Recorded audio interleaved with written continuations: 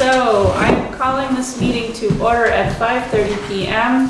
First, a reminder that meetings of the select board are meetings conducted in public. They are meetings of the public. Nonetheless, members of the public shall be afforded reasonable opportunities to express opinions about matters conducted by the select board so long as order is maintained. The rules for public comment are, at the conclusion of a select board discussion on an agenda item, but before any action is taken, there may be 10 minutes afforded to public comment. Comments made by the public must be addressed to the chair or to the select board as a whole and not to any individual member of the select board or members of the public. Members of the public must be acknowledged by the chair before speaking. If a member of the public has already spoken on a topic, they shall not be recognized again until others have first been given the opportunity to comment. Order and decorum shall be maintained throughout the meeting. Personal, impertinent, threatening, or profane remarks will not be tolerated. For those who are participating via Zoom, please note that chat is not an appropriate avenue for public comment. All public comments must be made verbally when acknowledged by the chair. Please silence all cell phones. A reminder to all that this meeting is being recorded and may appear on the internet. Okay, so adjustments to the agenda? So on the agenda, we have an executive session, but Yep. I'd like to table that because of the weather. It's Okay. not anything that needs to be heard tonight. Okay. And I think everything else is fine. Okay. Anybody else have any adjustments to the agenda? Okay, so can I hear a motion to approve the minutes of January 11th and January 18th, 2023? I'll make a motion to approve both of the dates. Okay, and we were all here? Do I have a second? Second. It's been moved and seconded to approve the minutes of January 11th and January 18th, 2023. Anybody see anything that needs to be changed?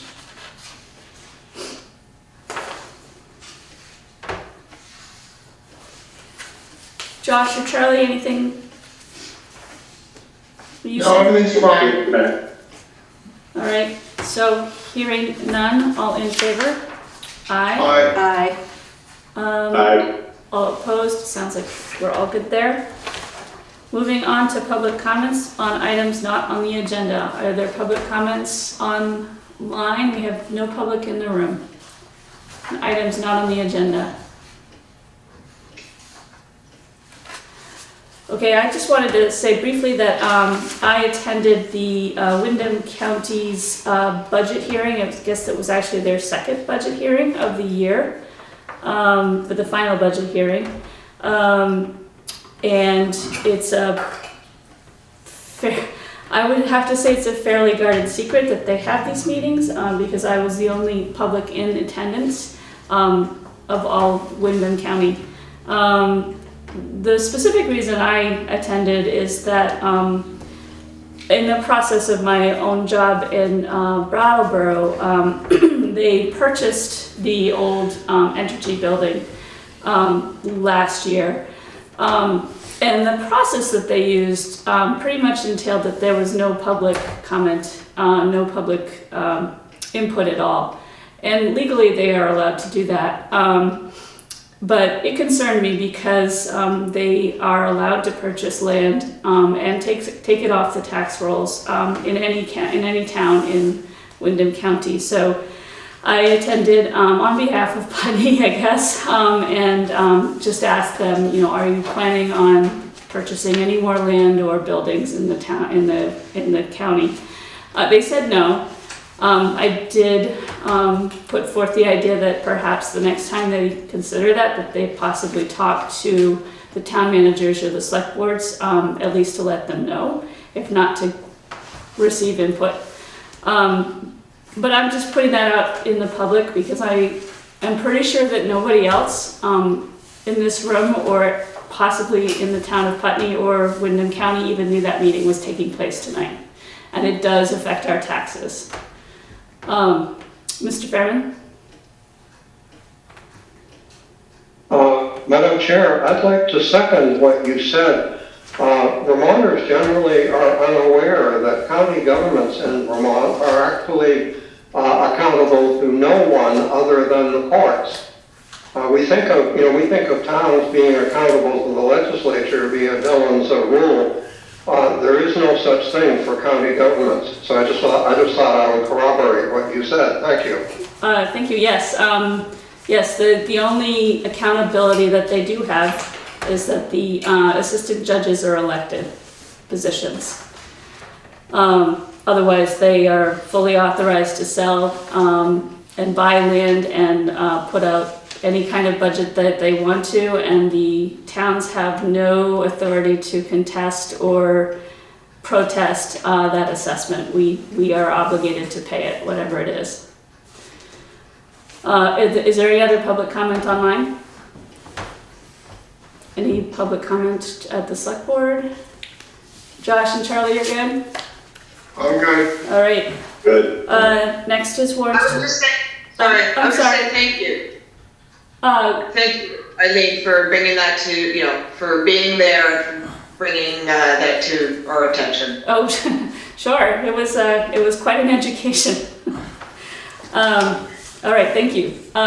Any other comments online? Okay, moving on to warrants to the treasurer. Can I have a motion to approve and I'll make a execute? motion to approve and execute the warrants to the treasurer upon completion of review. A second? Second. Okay, it's been moved and seconded to approve and execute the warrants to the treasurer upon completion of review. Karen? Payroll warrant dated January 27th, 2023 in the amount of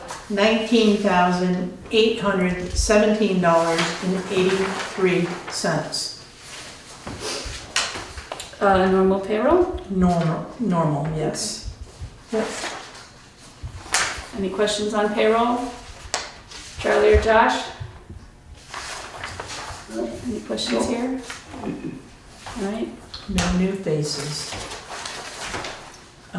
Accounts payable dated January 14 through January 27, 2023 in the amount of $55,759.24. So, small, reasonable, how's that? Okay, we could keep them all like that. Yeah, I know, I wish. MVP healthcare, is standard monthly payment, Windham County Sheriff, so. Let's see, in here, there's a couple, you'll see some taxpayer names, so those are refunds. One did go into current use, so they get a refund for that. Let's see, what else? Anything else unusual? No. Anybody have any questions on the accounts payable? Wayside fence. Wayside fence was the gate down at the wastewater treatment plant. So some small Repair. handle or something. Any questions from Charlie or Josh? No. All right. No. Okay, hearing none, all in favor? Aye. Aye. All opposed? Okay, warrants pass. Thank you. Town manager's report? I don't have one tonight. Alrighty, nothing to report. Moving along. Nothing Get out of happened. here before the roads are too bad. Yeah, the roads are not. Nothing happened in the past week, right? Okay, Oh, well, I wouldn't go that far. nothing worth discussing. Boards, committees, and commissions, we have nothing under that. So the next piece is select board items, new business. And the first one is a request to create a community and communication task force, which is Vanessa. Vanessa? Can I just make a comment? Yes. So- Hold on 1 second, Vanessa. In your packet is the first edition, Oh, okay, rendition of Vanessa's proposal. okay. She has since made a couple minor changes. Okay. So Vanessa, if you don't mind stating those changes so the board can follow along. Oh, I think they're so minor, it would barely, Need wouldn't mentioning? even be noticeable. Okay. All right. I can, I guess, read this? Is that how it goes? for Yeah, the why record, or- don't you read it? That would be great. Then we'll get your Okay. changes. Of course, I'm all fogged up here. It's a Community and Communication Task Force. In order to effectively keep the residents and community of Putney informed about town business and events, to cultivate and maintain community cohesion and an informed citizenry, and facilitate the community outreach directives charged of committees, boards, and commissions by the Select Board, it is requested that the Select Board establish a Community and Communication Advisory Committee or Task Force. The Community and Communication Group would be tasked with 1, identifying the best options for community outreach and public engagement campaigns, including and not limited to town business that requires community input and discussion, town plan amendment, special public hearings, town meeting notice, and town report dissemination. 2, determine how best to upgrade and develop the town's online presence, including town hall website. 3, determine the cost of community communications, including regular production and dissemination of a town newsletter, surveys, upgrading and updating of website, and how to fund town website long-term. 4, identify technical and other support for website construction and maintenance, community engagement campaigns, and the creation of maintenance of email lists. 5, develop or identify and hire support to develop dedicated communication and information storage capacity for all town hall departments and select board committees, commissions, and boards. 6, determine if Putney would be best served by creating a community engagement and communication position, and what the parameters of that position would be, including should it be full or part-time, paid or volunteer, work with or replace the community and communication group, would they be in charge of all regular social media sites, and would they aid in the recruitment for town hall volunteer, paid, appointed, and elected positions. Okay. I didn't actually notice any changes, so if they must have been very Like I said, minor. So I'm bringing this to you guys because you have a number of committees and commissions created by the Select Board whose main jobs, main charges are very much in public outreach. And all kind of scrambling because nobody knows, do we have budgets to do any of this? What is the parameters? What can we not do? Each individual group is kind of having to reinvent the wheel every time. We don't have an email list serve that we can use. Everybody's scrambling to figure out where and how to conduct public meetings, having to pay for the technical aspects of it being recorded and online.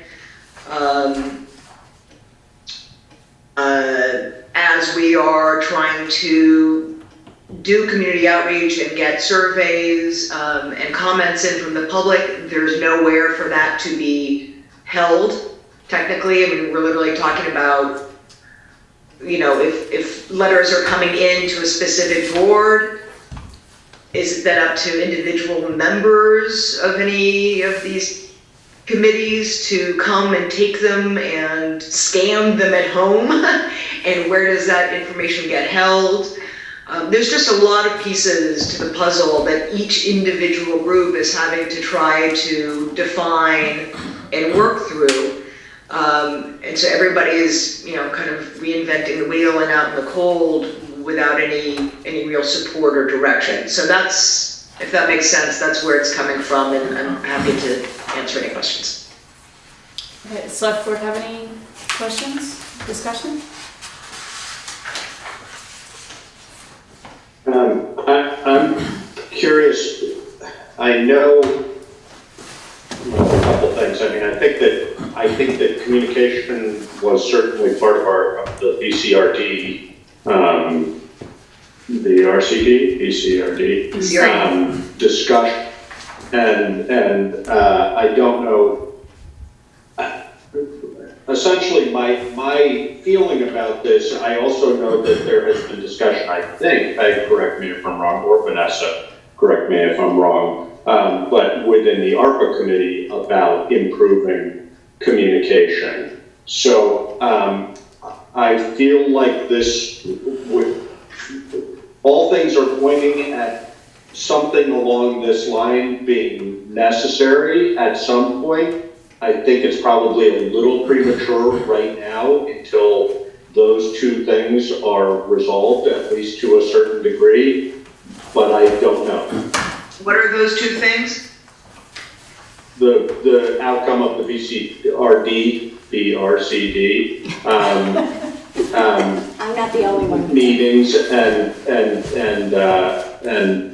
sort of task force and ARPA. So, Because that's where funding and or sort of further identification of what exactly the requirements would be for something like this. okay, so, go ahead, sorry.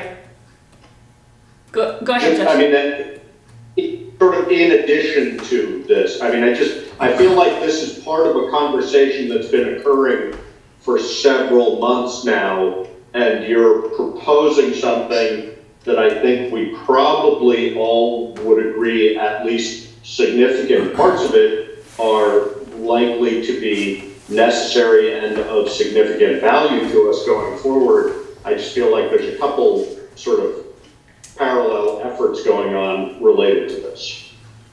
Okay, so Vanessa, so my take on what you've proposed here is that basically you're proposing an ad hoc committee, possibly maybe an ongoing one, but possibly one that has some short-term goals as well, that would be people trying to develop how best to communicate and engage the town. I did hear a little bit more from you about engaging committee members or informing them, I guess, more about, I don't know, town procedures or open meeting law, whatever it is. But the gist of this is that you were proposing another committee. Is that correct? It's, as I said, I don't know, ad hoc, task force, I don't know how the select board would want to structure it. I think that, yeah, at the very least, it would be some sort of a short-term ad hoc committee to answer some of these questions around how do we rebuild the website and what's it going to cost. In terms of VCRD and what Josh was saying, there's what's come out of that has been at least a desire to, and kind of a first nibble at putting together an all-town email list. But that's really nothing to do with VCRD. That's VCRD is kind of done now. And in terms of ARPA, I feel like, and especially the town plan process, this is support that we need now, because we're spending so much time trying to figure out these things that really aren't for each of these individual groups to have to try to figure out. But we need that resource. We need a way to get and store information and share information, and we just, nobody has that, and it really isn't within the realm of any of these individual groups to be doing that.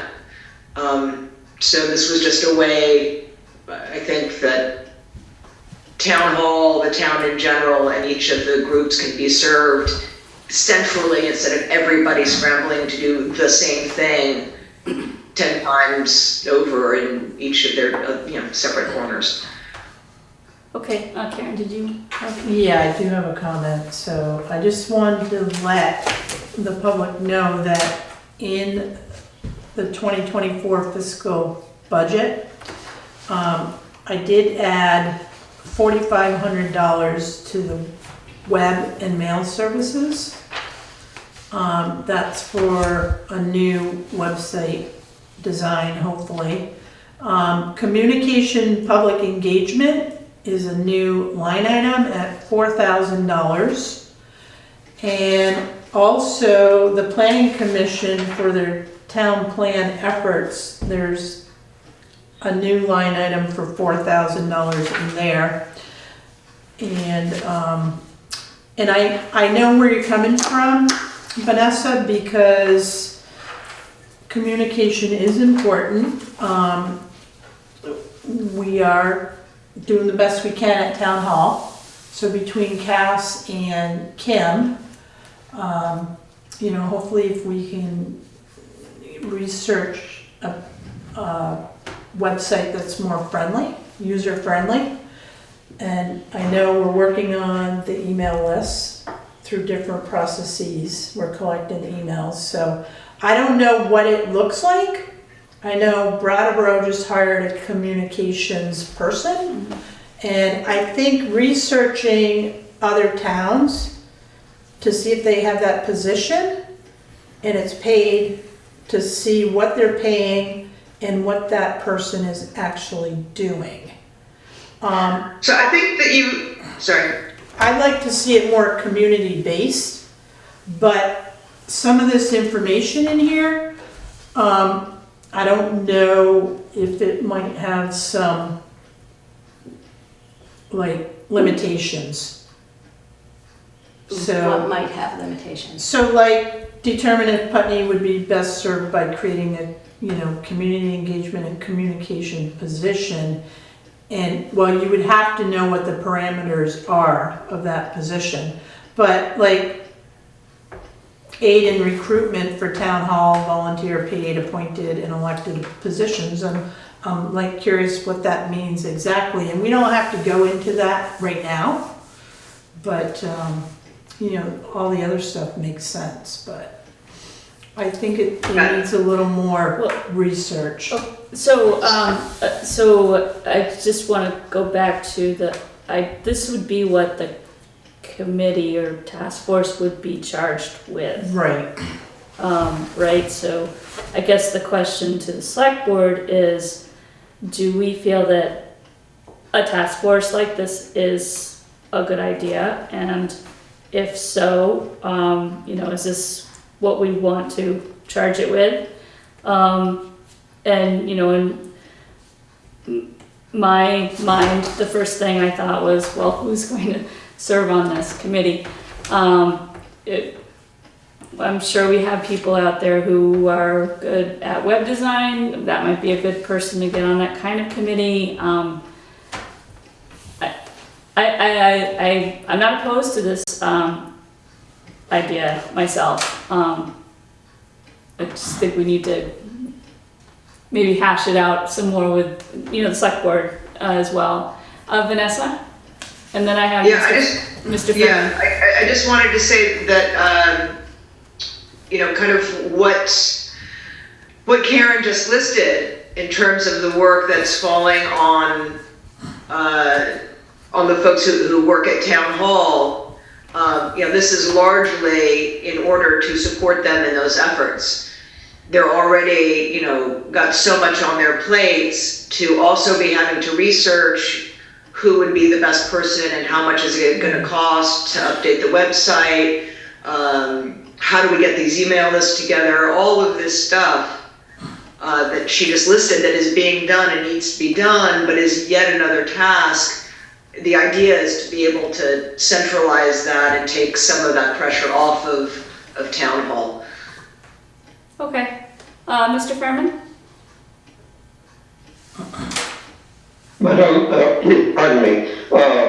Madam Chair, first I'll just address the question of the website.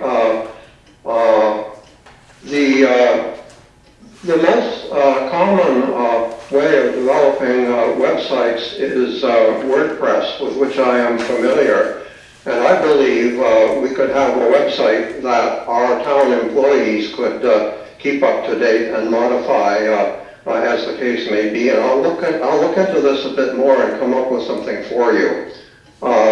But now turning to the proposal, like everyone, I received this, I guess around 5 o'clock this evening, and I want to say that I feel it's an excellent, it's excellent food for thought and nutritious food for thought and discussion. I would offer 2 or 3 caveats, and this is not in any way to say that this is not a good idea. The first point, number 1, concerning mentioning a number of actually statutory government functions. If the committee, which by the way, under the Vermont Open Meeting Law, will be a committee, and under Dylan's rule, will be advisory, so it will be an advisory committee, no question about this. They would be interposing themselves between government and citizens, which means they would become fully accountable for everyone's compliance with the Vermont Open Meeting Law and the Public Records Act. Now, something I always look for in a draft like this is the verbs. And I see there are 6 points and 3 of them say determine. Now, I would suggest that probably another verb might be preferable there, such as suggest, because actually no committee appointed by you determines anything. They advise you, and you determine as our town's legislative body. So that's just a suggestion for the wording. On point 5, it says hire support. There's no way a committee can hire anyone. Once again, you are our town's legislative body. You hire, unless that responsibility falls within the purview of our town manager, or perhaps someone such as the person in charge of the highway department. I've forgotten what his title is. But certainly no appointed committee could hire. So I think it's a good start, and I'm not in any way trying to shoot it down. I'm just saying, good work. Let's pick this up and run with it and see where it winds up. Thank you. Okay, thank you. Is there discussion on the board? Karen I just have one other comment. Yeah. So the select board does have a social media policy. So would that be something this committee would look at, Vanessa? Possibly? I suppose, yeah. I mean, I just kind of went with the things that came to my mind. I certainly, thank you to Mr. Fairman for pointing out that it's not the committee itself that would be hiring anyone. That certainly wasn't my suggestion. That's just a language thing. This is all what the committee or task force would be suggesting to the select board. But yeah, I think that kind of thing is exactly what you can add to it, bring to it, and edit as needed to suit the needs of town hall. I'm just trying to get the ball rolling. Yeah, thank you. Vanessa, this is Charlie Roach. Wait, hold on. Charlie? I don't think. Charlie, can you hold on for a second? Peg had her hand I'm up, sorry. and then I'll call on you. I just wanted to say that the ball is rolling already. Right. This is not a new ball. This is just one way to roll the ball that has been rolling about communication issues and town and communication and how best, we've been looking at websites, and talking about communication. So I kind of I'm kind of like where Josh is with, like, I feel like we are in some kind of process with this already, and it's unclear to me how a committee dovetails with the process that's happening. But I think it's very, very worth considering. Right. But it is an issue that's really, really important to me as well, Vanessa. This has been one of my babies in terms of how the town communicates with the Putney folks. So can I respond? Can I have Charlie talk first, and then I'll have you respond. Thanks, Charlie. Yeah, I was impressed by this. One of the things that I've wondered since I was elected to the Selectboard is how people actually bring issues that concern them to the board. I've been on the board for several months now, and I had anticipated that there would be people in the community, particularly voters who participated in the last several elections, would come forward, even in this era of COVID, online and perhaps in person, to advance points of interest to them. In other words, to the select board, what do you want us to do? What I'm really driving at is that an avenue of communication to do this, to me, seems very praiseworthy. It's something that we need. Maybe people are reluctant to come to the select board individually or as a whole.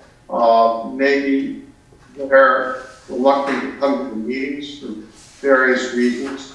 But to get points and issues of concern to the voters, to the attention of the town, and the attention particularly of the select board, I think is highly commendable. And this, essentially, what you're talking about here, it seems to me, is establishing a process, as Peg likes to say, a procedure for this to happen.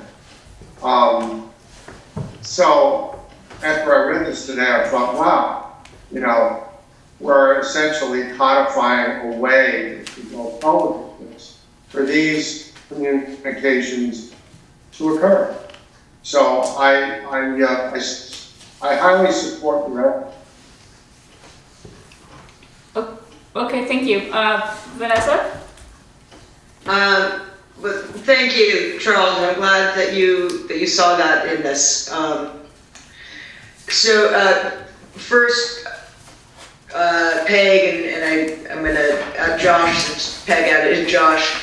Maybe a way to think about this is that it is, at least right now, could be a way to catch all of those questions and kind of lingering pieces from VCRD,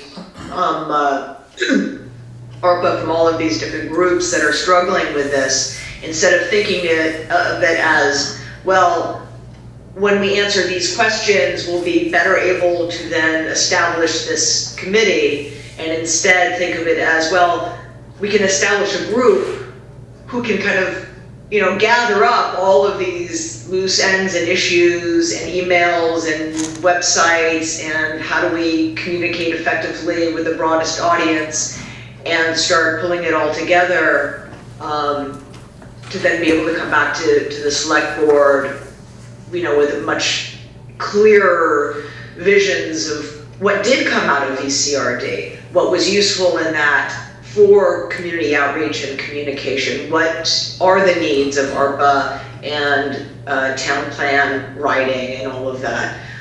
So all that to say that I would hope that you would think of it more as a tool that would be useful right now, instead of, a thing that we can get to,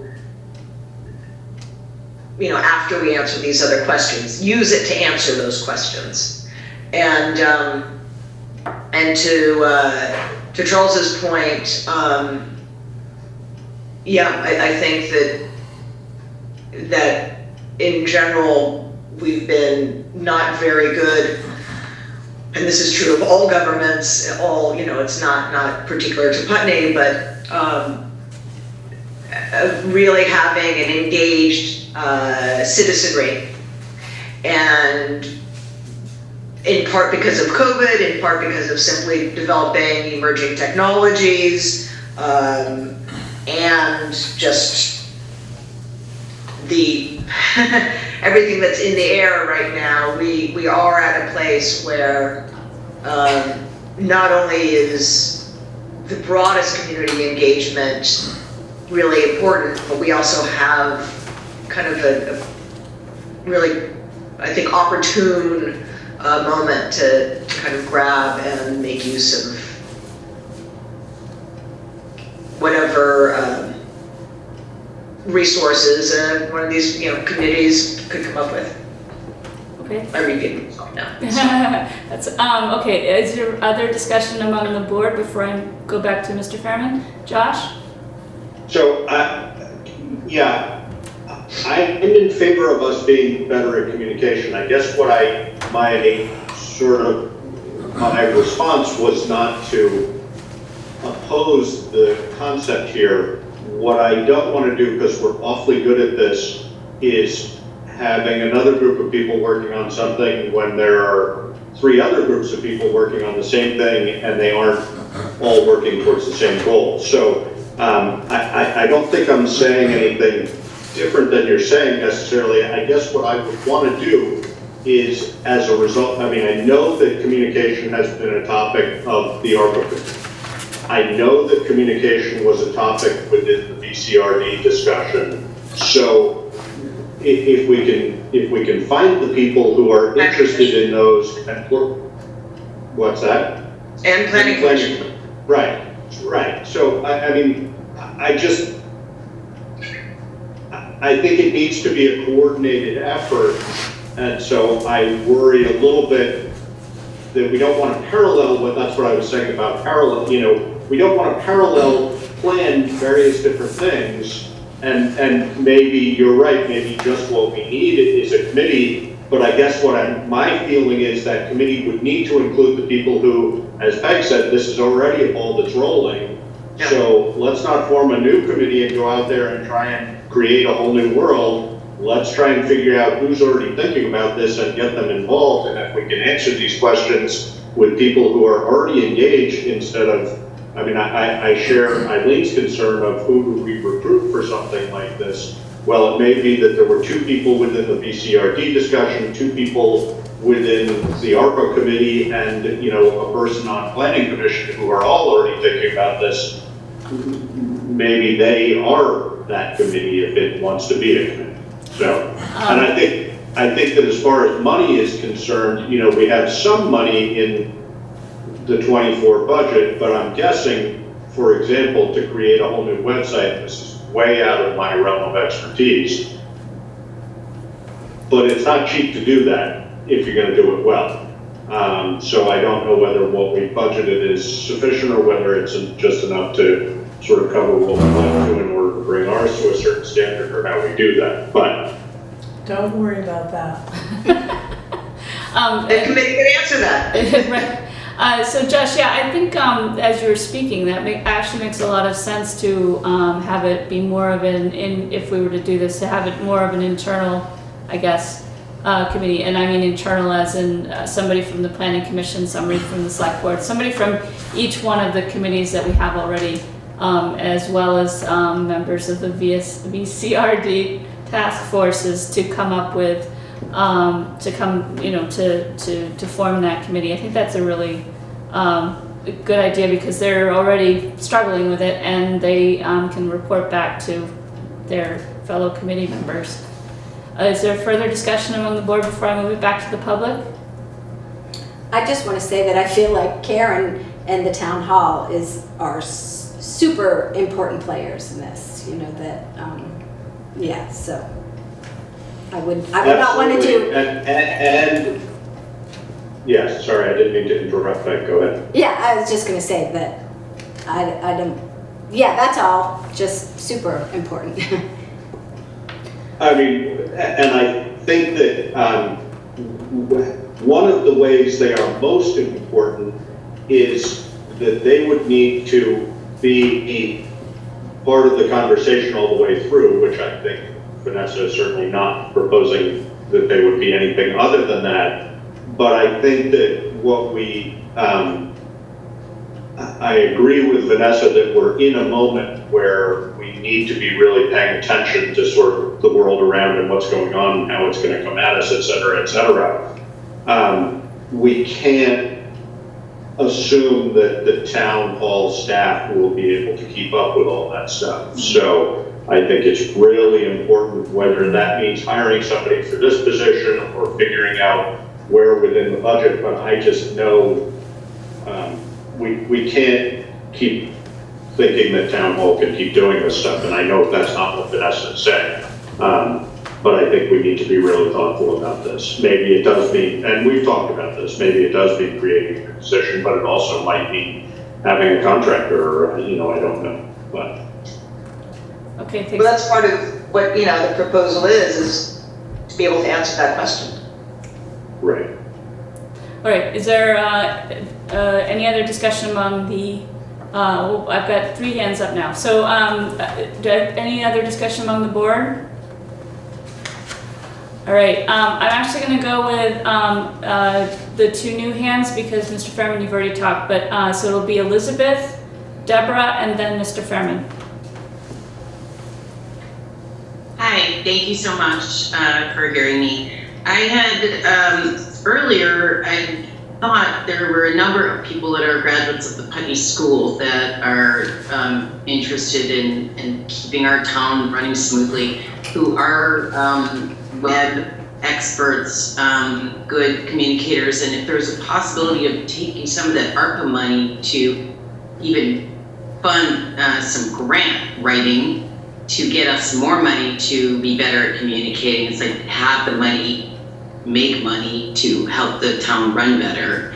That was one of my thoughts. And also a question for you. In my hometown, members of the town could sign up for update information with the understanding that the town would be having their information, their email and their phone number, and would be able to send out blast emails or reminders, like constant contact regarding meetings, etc. Because I always hear people saying they didn't know about a meeting, and I'm like, it's posted here, it's posted there, and we just have such a problem of getting people to know that the meetings are actually happening, and how many angles can we try. That's all. I was just offering some suggestions. Thank you. Peg? Yeah, I just wanted to respond to that, Elizabeth, because that's part of what the new website, our current website doesn't have the capacity to collect emails and push out information like that, send out, have that kind of exchange, but the new website that we're looking into has that capacity, so that'd be great. Yeah. Okay, and if it's okay, I'd like to refer a number of people to Karen to talk to who are interested in and love Putney and have a knowledge of Putney.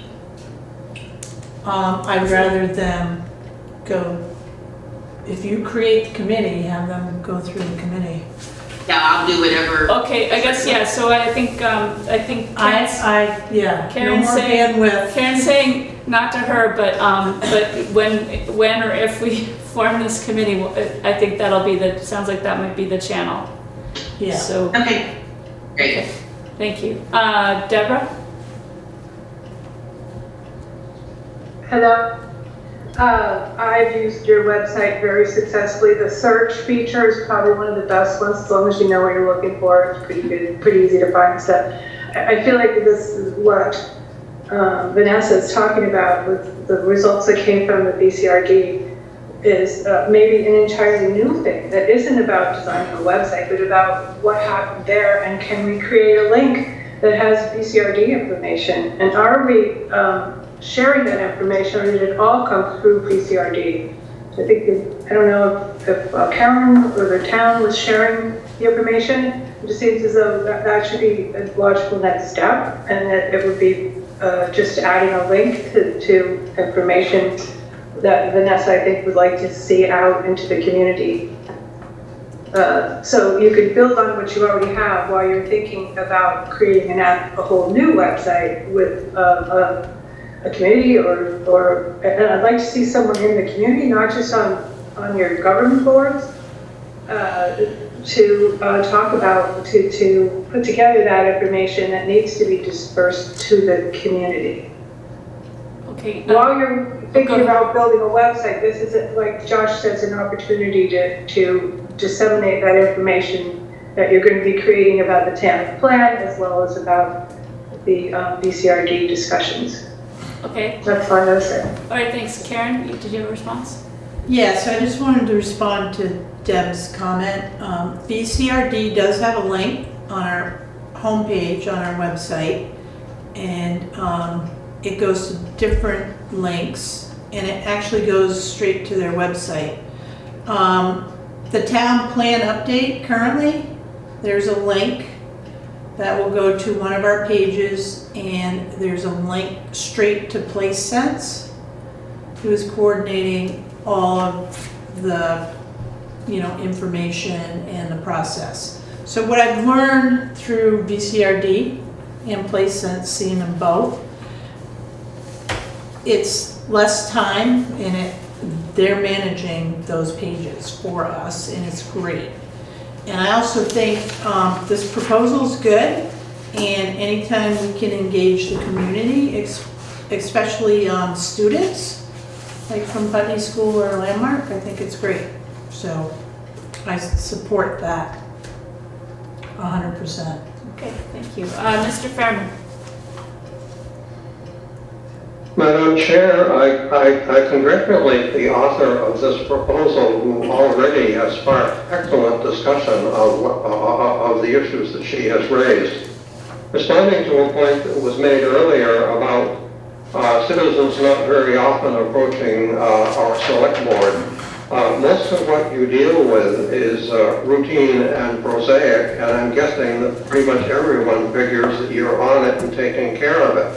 But I have noted, as you have, that whenever something comes up that is considered to be a public issue, there are plenty of attendees who are very interested in being heard. So it may be partly a matter of communications, but it also may be partly a matter of what the issue is and whether it inspires or incites the public or not. And most of what you deal with doesn't. That's the nature of it. Thank you. So you're implying that most of what we do is boring. I'm just kidding. As a regular attendee at the meetings, as I've said, I'm probably the most boring person you know. See, I just enjoy being with my compatriots. Thank you. So I think Vanessa wanted to speak again, and it's your topic, so go ahead. No, I was just going to just generally let folks know. It speaks to Elizabeth's comment and Deborah's as well, that there is an attempt currently ongoing to create a mail list, an email list for town hall use. That was, very simple sign-up sheet that we started handing out at the last VCRD meeting, that will continue to be handed out at every planning commission, town hall meeting, and everywhere else. We'll be there with the forms at town meeting day, but there is a work afoot to get an email list together for town hall's use. Okay, thank you. Deborah, you still have your hand up. Did you have another comment?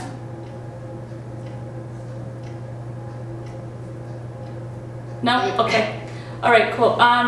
So what the sense of the board, I think I'm hearing, is that we like this idea, at least in theory, and that that possibly we would want to hash this out a little bit more and maybe bring it back in a more final form. Now I'm going to ask if there's any volunteers on the select board who would like to possibly work with Vanessa or to make this flesh it out a little bit.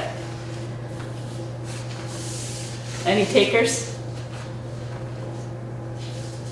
Charlie? I'll throw my hat in the ring. Okay. All right. Does that sound good to you, Vanessa? Can you get together with Charlie and maybe get this into a form? We usually, just so you know, we usually have them more in a what we call a resolution form, and you can look at other examples on our website of like the ARPA committee resolution to get a template together. You don't have to get too heavy into the whereases if you don't want to, but if it's that kind of format, that would make it more consistent with all the other ones that we already have. Does that sound like a good plan? I can put a little bit of time into it. I've got my hands a little full, but I also, I don't know what's going to suit your needs best. I think, in a lot of ways, Karen has, the best overview of how this can best serve town hall. So I don't want to keep, throwing out proposals if it's not what you guys need. So I just want to make sure that I'm not doing busy work. Oh no, I just figured since you were the original author, maybe you'd like to work with Charlie. I'll take a shot at it, okay. And then maybe I'll send it to Charles. I'll send you what I come up with, and we can take it from there. Yeah. Okay. Okay, great. All right. Is there any further discussion on the select board on this topic? Any other comments online? All right, thanks for that. The next piece is also Vanessa, and it is the potential new select board commissions and committee members' proposed policy. Are you sick of me yet? You're Nope. Go ahead. I promise this will be, the last time this month that I come to you guys with anything. Okay, I think that's like 3 days worth of. So, right? Okay, go. This is this is kind of in reaction to the sense that on the one hand, select board, I have David Babbitt's words, they keep echoing of, he made this very heartfelt appeal for people to join, to run for select board, to join committees, to be, to really become engaged with town hall and with the town, and how that has kind of bumped up against the reality that people face when they do try to present themselves for a committee, or even begin thinking about it, or even after having joined. And the amount of time that's spent within individual committees and commissions and boards trying to figure out things like open meeting law. It consumes a huge amount of time and effort. Nobody seems to know, what they're doing, what's allowed, what isn't. Work doesn't get done because everybody's afraid of what discussions are and aren't allowed. It's just a big ineffective stew. So, and I was recently elected to the board of directors of the Brattleboro Food Co-op. And I have found their process really, really welcoming and really effective and really educational. And so I was hoping to try to bring some of those lessons into what we do in Putney. So this is a proposed policy for potential and new board members, commissioners, and committee members. Existing members shall ensure that potential and new members are made to feel welcome and supported, and will be provided at least a minimum orientation to the functioning of the board/committee/commission, open meeting law, and all policies and procedures.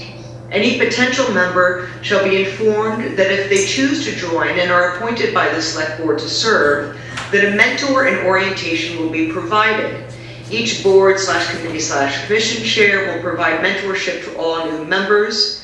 Mentorship shall be provided by the chair, vice chair, or any willing and qualified member, or by a designated person within town hall, and includes ensuring that new members know how to navigate the town hall website, help interpret open meeting law and rules, procedures, policies, and issues on equity and inclusion, and serves as a point person for questions regarding the functionings of the board, committee, commission, role of members, policies, and procedures.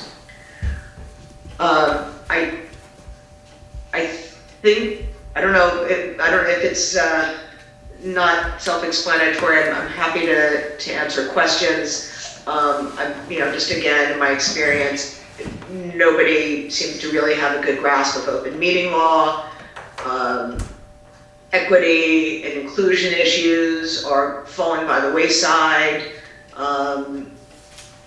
And I think that, on a broader sense, a lot of people who would otherwise be really intimidated by the prospect of joining a commission and serving the town don't, because they just don't know how things run, how are meetings run, what's the process and all that. So it's a way of just hopefully making everybody's job easier and paving the way for new people to become active. Okay, thank you. Is there a discussion on the board? Josh or Charlie, do you have anything? It occurs to me that some variation on this should definitely be done. I think that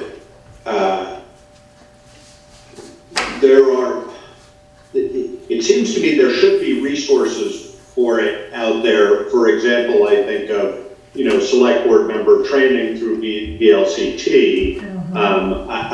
I was just looking down because I was searching through the VLCT site. It doesn't appear that there's an open meeting law class per se at VLCT, but I think the intent of this policy is a good idea.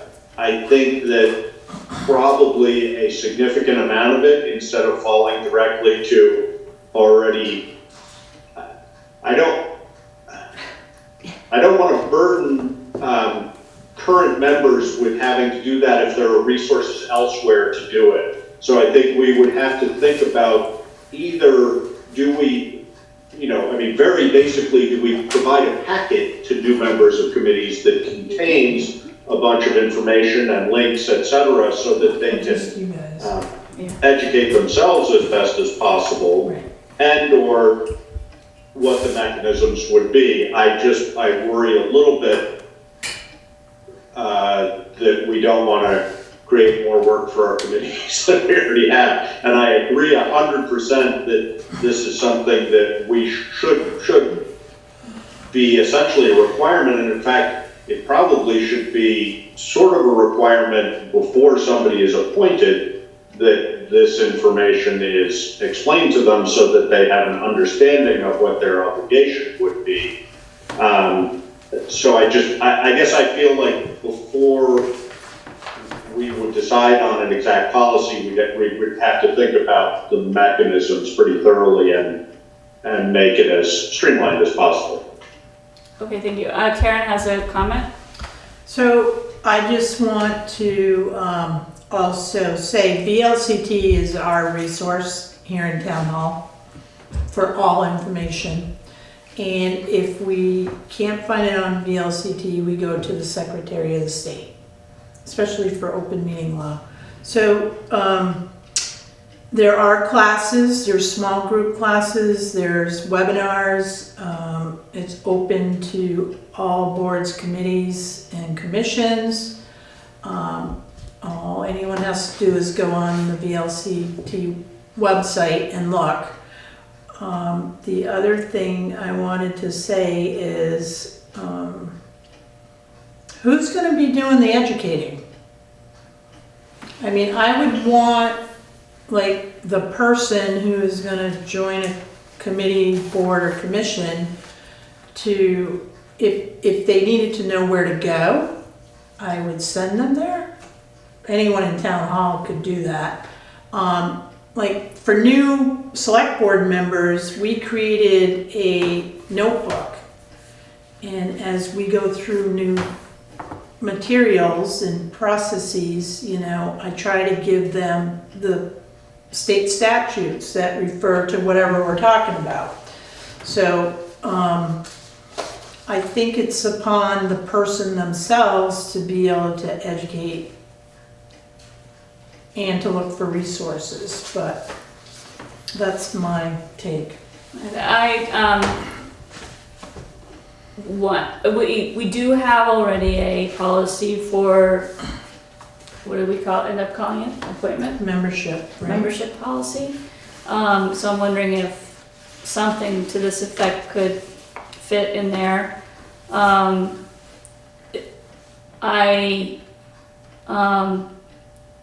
I agree with all of this as well. I think the piece that may be hard to enforce is that it actually occur. If we're putting it on, especially if we're putting it on a fairly young committee, say we stand up another committee that has a lot of people who have never served in a government function like a meeting that's subject to open meeting law. They may not necessarily have all of the knowledge they need, and I think that I think it does happen to a certain extent, and various degrees depending on the makeup of the board and who's on it. So maybe we do need to codify that expectation to some extent. So I guess I don't have a point to end with. So I will ask other members if they have anything. Yeah, I've got a question for Vanessa. What specific measures at the Brattleboro Food Co-op board, when you joined, did they take to welcome you? Well, what specific things happened? So I was given a folder that included all of the bylaws, policies, procedures, and assigned a mentor. From, in my case, it's the chair of the board. For another new member, I think was paired with the vice chair, but every new member is given a mentor who is there to, so you have your file, you have all of the bylaws, it's all there, and you have someone you can go to with any questions about the procedures. And one of the things that struck me is that that was made known before I even decided to put myself up for for election. And it was part of why I was willing to do it, was because of that supportive piece. Which is why I'm trying to kind of include potential members as well as people who have already, are being appointed, have already been appointed, just knowing that support is in place. I know personally has made the difference between whether or not I'm willing to serve. Does that? Yeah, I mean, was there outreach by a mentor to you after you got the materials? Did you have we sat down in person and, she gave me everything and, asked, do I have any questions, and walked through all of it. And, I know is there anytime I have questions. Okay, thank you. Yeah, the reason I say this is because if we go forward with a policy like this, concrete steps like that can be useful to know. Yeah, and the person who would be the mentor would have to take on that responsibility voluntarily and be active, not just say, oh yeah, I'm the mentor. Yeah, it's definitely problematic because we are all a bit overwhelmed already doing the job, let alone, this idea that we have to act as a mentor, or be a mentee, or, it definitely, I'm not, I'm not at all blind to the issues of, who takes on, but that doesn't outweigh the fact that I think it really needs to be done. Okay, thank you. Peg? Yeah, I think welcoming new committee members is a fantastic idea, and I think like the packet that you put together for us, I think we as a select board, as we put people onto committees, we should be able to have something to give to them as a welcome. I think it gets much trickier when we talk about that mentoring thing, because it's one thing when there's one board, Right. Like the food co-op board, that's one board, but we're dealing with lots of different boards, commissions, committees, and that have all different structures. So that actually becomes very much of a bigger problem, or just a bigger challenge. Overwhelming. Well, and also we don't have control over who the Right. chairs of different commissions Right. are and things like that. We don't have, it's not our purview. Certainly our town committees are our purview, but not all those commissions and boards and things. So that changes it up too. I think we could certainly make it a suggestion for chairs of our committees, what we would like them to do. But so that's it. I don't think we can ensure that new members are made to feel welcome we can't make people feel anything, but we can provide opportunities for people to ask questions and provide opportunities for people to, get oriented to a position. Yeah. Okay, so as we've been talking about this, and this may be something that Mr. Fairman's going to point out, the Brattleboro Food Co-op is not subject to open meeting law. It's not a government agency, so it has a little bit more leeway. There might be some complications, especially if it's a committee of only 3 people, to have a mentor-e program for just that reason, because then you're automatically a quorum. And it would be a shame to be breaking open meeting law, teaching somebody about open meeting law. So I can see that as being a possible issue. But within the framework that we're allowed to, as a government entity subject to state statutes, as welcoming as we can make people and as engaged as we can make people, I think it's a great idea. I have Mr. Fairman and I have Swift. I think Mr. Fairman had his hand up first. Okay, Madam Chair, although I don't mind who speaks first, if Swift would rather. Go ahead. Okay, I'll just say that we're all familiar with doing this, and we're working within a pretty strict framework without even thinking about it, because we have experience. But for a new member of a board, commission, or committee, it is somewhat similar to at least visiting a state of the United States that's far away and very different from ours, and possibly like visiting another country where we speak the language, yes, but their culture is different. As visiting Britain, for example, I've experienced that.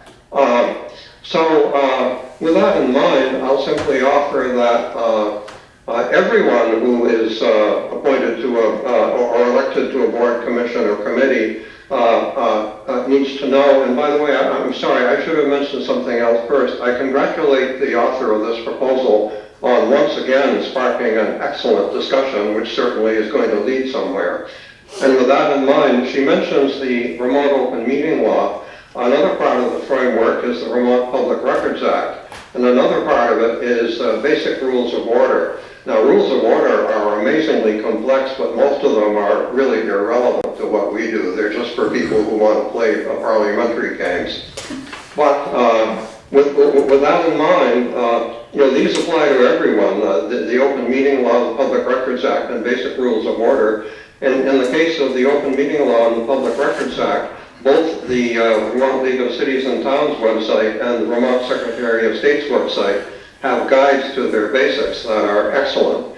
Now, in the case of members of boards and commissions who actually have powers and responsibilities that are given to them by law, they also need to be familiar with the relevant statutes, which say you can do this and you can't do that and you must do something else.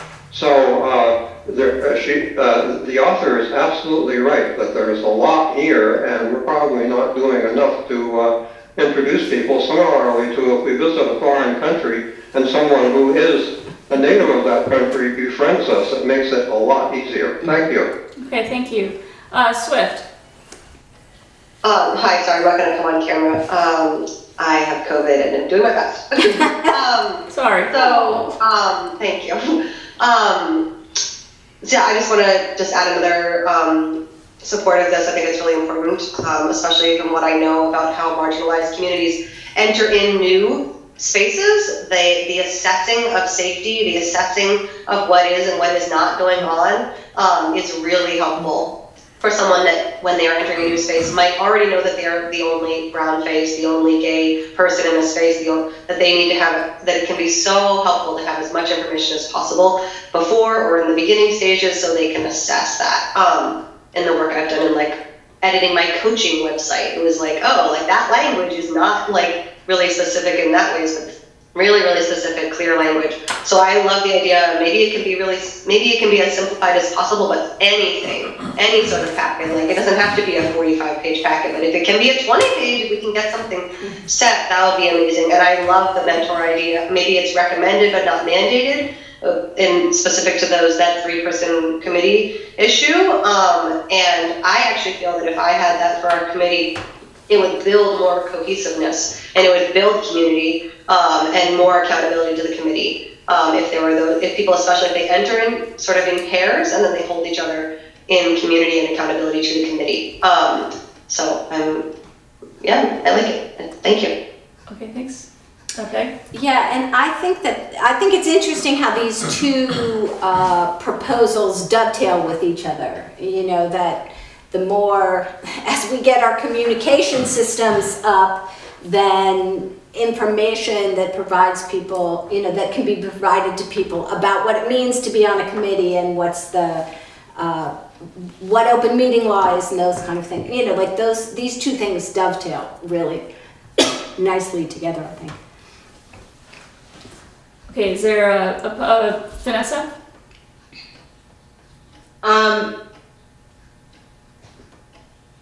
Sorry, I was 4 people ago now. I've kind of lost my train a little bit. So one of the things that I found after I wrote this and sent it to be on the agenda is that in the ARPA charter, at least, it says the clerk of committee shall be responsible for educating or coordinating the education of new committee members on open meeting law and ensuring that all requirements of this law are observed as it relates to the ARPA committee. So it turns out that, at least in this one resolution for the creation of ARPA, this is already in place, but is absolutely not being enacted. So, you know, maybe we can build on what clearly is already here, but just figure out how to make it actually actionable. You know, maybe the clerk isn't the right person. Maybe I don't know. Maybe it's all centered in town hall, so that it's not up to each individual chair. I don't know. And the other thing that I wanted to add, though, is that it's not just about new members. You know, I've witnessed a large number of violations of policies and procedures, not just of open meeting law, but of open meeting law and others. And I think it would behoove us to make sure that at least the chairs of all of these various commissions and committees are familiarized with the rules. Like not taking a vote when you don't have a quorum, as well as obviously open meeting law and equity and inclusion issues. So I just want to put that out there that it's, you know, it's not just about new members, but also just trying to up our game and make sure that some of the violations that are happening don't happen. Because I think that most of it is really, you know, it's inadvertent. Mm-hmm. And so, you know, if there was some education and some training, they could be avoided. So that's all. Okay, thank you. Heather? Yeah, I just wanted to say I think this is a really great place as far as accountability. This kind of holds everybody to the same standard as well as for education. You can hand anybody a packet and expect them to read it, but whether they understand it is a totally different ballgame. And maybe this leads to education and training for all committees. Okay, thank you. Mr. Fairman? Madam Chair, I forgot to add, and would like to now, there's another thing with which one needs basic familiarity, and that is the Bill of Rights in the United States Constitution. Because as individuals, there are things we can say that we cannot say when we are members of government organizations.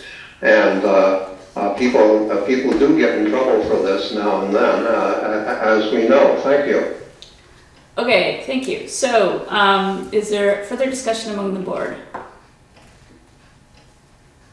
So I think maybe a place to start is just with a resource list. And I mean, I think this is a good direction to be heading, definitely, but we could come up with a resource list pretty readily. I think also we would have to come up with resources, financial. I don't know how that works with VLCT as far as their webinars, et cetera, are, but you know, if we are expecting, if not requiring people to do this, we would need to fund that or make them aware that they need to fund it or something like that. So, but a resource list would be a good place to start probably. I mean, there is a lot of information out there, and but you do need to know how to find it. So I think that's a good idea. Does the board feel that this is do we need I guess, do we need to codify this? Should this go into the membership policy in some form? I mean, I think that's the best place for it. Well, we'd have to come, let's look at the membership policy and see how it fits into, if that makes sense. You know, I would need a membership policy in front of me. Right. you But, know. I mean, just But off the top of my let's- head, that seems like a good place to stick it. Yeah. So, and I also like the idea of just making a resource list even before we manage to put it into a policy. And in general, I think the idea that committee members that are old hat, so to speak, take the time to welcome and educate new members, and if there are members that need to be re-educated or that's a bad word. It's like a 1984 thing. That's what I meant. But brought up to speed on equity and inclusion or ways of speaking that make everybody feel more inclusive. I understand where a lot of that is. There is some inadvertent, language that isn't intended to other people, but does sometimes do that. And I understand that happens in some of our committees and commissions as well, especially with people who have been there for a long time. They have a lot of institutional knowledge, which makes them valuable. But there's also it's good to get new blood there, and new blood has different ideas and different ways of speaking and different ways of being, and be nice to have a cohesive membership and a diverse membership so that we can get a lot of these issues that are before us solved without having a lot of infighting or committee issues. So I think in general that's a great idea. So I'm gonna say again that somebody has to take this on. Who would like to volunteer? Well, I can work with you, Karen, to come up with a resource list. I'm a good person because being relatively new, I kind of know what people don't know. Right. That's a good point. So I'd be happy to work with you on the resource list, and we can come back. I would propose that we put it on the agenda for next time to look at the policy and see how this might dovetail with that. Yes. Okay. Does that sound good to everybody on the board? Yes. Okay. So that's what we will do. So next meeting we'll take a look at the existing membership policy. Is there other comments online on this item? Vanessa, do you have any closing comments? Okay. All right, then let's move on to the Windham County Sheriff's Office letter of request for town representative. So Should I read this? Yeah, you can probably read the first half, right? I mean, I can read the whole thing. No. So it's Dear Town of Putney, I'm writing to invite a representative from your board and or administration to a regional policing discussion on February 9th, 2023 at 10 o'clock at the Vermont EMS Academy. I am inviting representatives from all towns and villages in Windham County and that do not currently maintain a municipal police department to begin a discussion about how to provide a regionalized policing service that supports rural towns better than what currently exists. How far do you want me to read this? I would read the agenda. Okay, so the agenda is 1, discuss the history and current needs of communities. 2, discuss current services rendered by WCSO. 3, explore opportunities to improve regional policing services. And 4, discuss costs associated and funding mechanisms. The third paragraph's just is location. location, which is Logistics. the EMS Academy, which is in Newfane, so at least it's not too far. Why would it be in the county, so that's good. So you're looking, I assume you're looking for somebody on the select board to attend that meeting? Not necessarily, I was going to make a recommendation because we did have a non-binding article last year. Yes. And John and Jane Catsfield Uh-huh. had petitioned that non-binding article for policing. Okay. And I wonder if they would be the people to sit on this.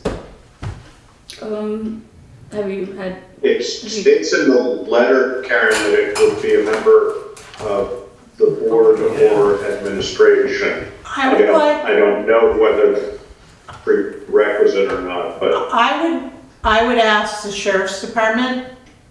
I think they may be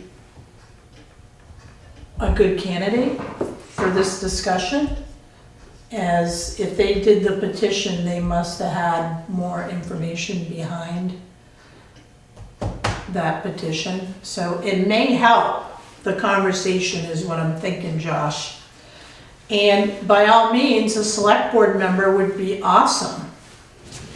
I'm thinking that, that the reason that I remember hearing the Sheriff Anderson talking about his vision for the sheriff's department in the future, and I think he's looking specifically at possibly consolidating all of these disparate contracts into a larger regional service. And so I think that we do probably want to have a representative from the select board or the town manager's office, because it would relate to budgets and how we are conducting policing in the town. But I agree that it would be good to have somebody who is either a member of the community or possibly Equity inclusion, if there's a representative there. And I see that Swift's hand is up. Are you volunteering? Swift, go ahead. Sorry, I tried to unmute, but then I was busy laughing. I think we weren't even invited to this meeting unless it's a different meeting. Karen, you had sent me an email about asking Equity Inclusion to come to a recent Sheriff's Department meeting or upcoming Sheriff's Department meeting, and I think the date hadn't been set yet. Oh, that's something different. It's related to I was just looking at my email trying to find that, and I couldn't find that. Yeah, I would volunteer to go, but I think someone else should go as well. I think I would be looking with a more specific lens than they might be looking for someone that's more representing the town. I would be looking with a specific equity lens. I can widen that lens, but that's not necessarily my goal. What day of the week is February 9th? It's right here. It's on a Thursday. Yeah, and what's the date again? Sorry. It's February 9th at 10 a.m. in Newfane. I mean, I don't mind going, because I'm right there, but, it is, I mean, the language from him in the invitation is pretty specific that it's a representative from your board and or administration. Yeah. And I don't know, I mean, I would assume that this is an open meeting, but I'm not, I don't know, maybe we want to confirm that before we assign somebody, just what exactly they're expecting. I mean, if Karen is willing to go, she certainly is well informed that it is relatively close by, but I don't know whether they're looking for community. They didn't say and or a community member, so. No, but I suppose we could construe anybody who's on one of our boards, maybe not community members, but if one of our boards is a representative of our board by default. So Swift might, fall under that umbrella. yeah, because it doesn't specify select board. Right. So, well, it sort of does, because it doesn't. But I hear your point. No, I understand where he's coming from. And I do think this is, as far as the petition, the non-binding petition last year, that was about It was fair and Partial partial policing That's a whole policy, nother- but, I mean, yeah. So I think it's, Don't want to complicate things? I think it's a little, well, I think it's a little bit different, but I think it would, I think, Well, if we're talking about regionalizing, I would think, you know, I don't mind going to the meeting and representing the town. I think that, I mean, I would love to go, but unfortunately, it's during my work day and I can limit, I have to You limit can those zoom sorts in, of things. too. Is it a Zoom Right. meeting? Oh, Oh, it it And is. Zoom. I would go, I also think it would be very interesting to go, but I can't go because I teach at that time. But I think Karen, you know, and Swift would be a wonderful combination of people to go. I would, and They may record it, I'll ask. If they record it, then anyone can watch it after the fact. Okay. Okay? Sounds good. Elizabeth, you have your hand up? Oh, yes, sorry about that. I had just wondered if, I was reflecting back on that meeting with Mark Anderson when we had talked about some of the bordering towns like Westminster and Dummerston, reaching out to them and seeing if we could have some funds that could, I think I even pitched this idea with Mark Anderson myself about having a more regional and the towns all putting money toward the special services and even having the Brattleboro Police Department be involved as their new chief has so much experience and is kind of outside the box and hasn't been, you know, she's been doing a great job in a very difficult times. So we had all discussed this a while ago, and I don't know how appropriate it is for us as Putney representatives to reach out to the other towns, because I know they're not necessarily paying a contract, and yet there's we have reduced service providers for law enforcement, and if there was some way where regionally we could be funding, you know, more training and more officers and, you know, realizing that we're in different times now and that we do regionally need to work together to collaborate. That's all. I just wanted to bring that up. Okay, thank you. I do know that the last time that Sheriff Anderson was here, he was saying that he's much more staffed up than he has been previously, and I think I remember him even saying that he has had to turn applicants away, which is probably a good problem to have. That's not to say that services can't be improved, and probably I think his vision is to, in this consolidation, is to improve them across the county, at least with the towns that he contracts with.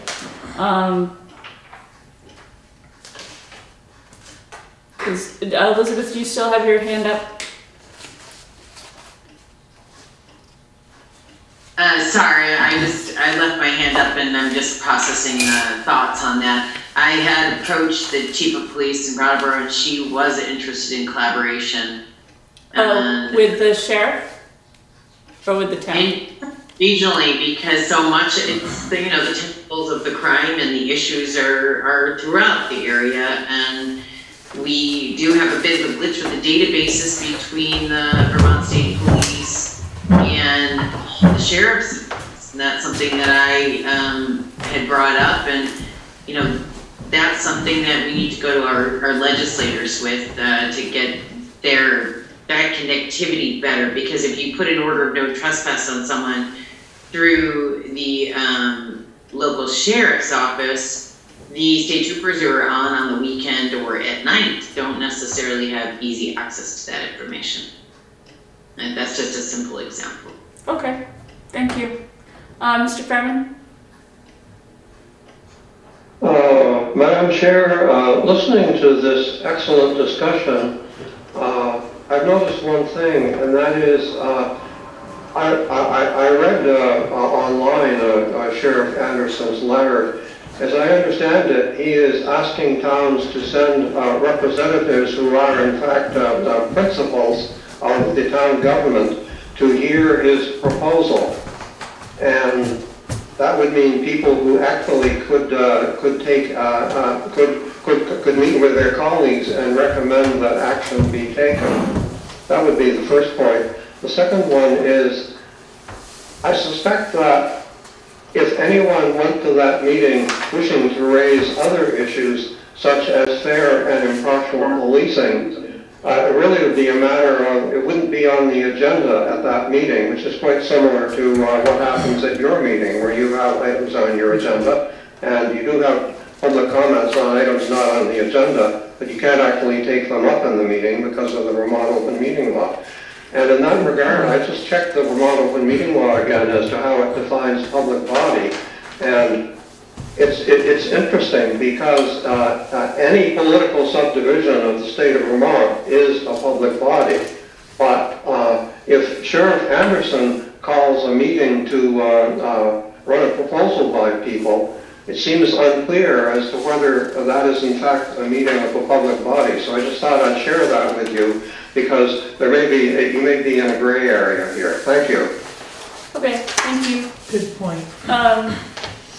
Yeah, so I think we might want to have clarification from the sheriff as to who is actually allowed to, or he's expecting to be allowed to this meeting. But I think that we've established that Karen is definitely going to attend, and it is a Zoom meeting, so if there's a member of the select board that can attend, I might be able to Zoom in. It's not guaranteed.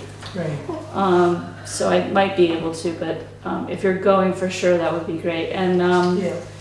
if Swift is able to attend, if you can clarify Sure. that, then I think that would be great. And also if it fits with your schedule, Swift. Swift, you have your hand up? Yeah, I was just gonna say that it would be great if someone can clarify if I can go, and I will go if I can. Okay.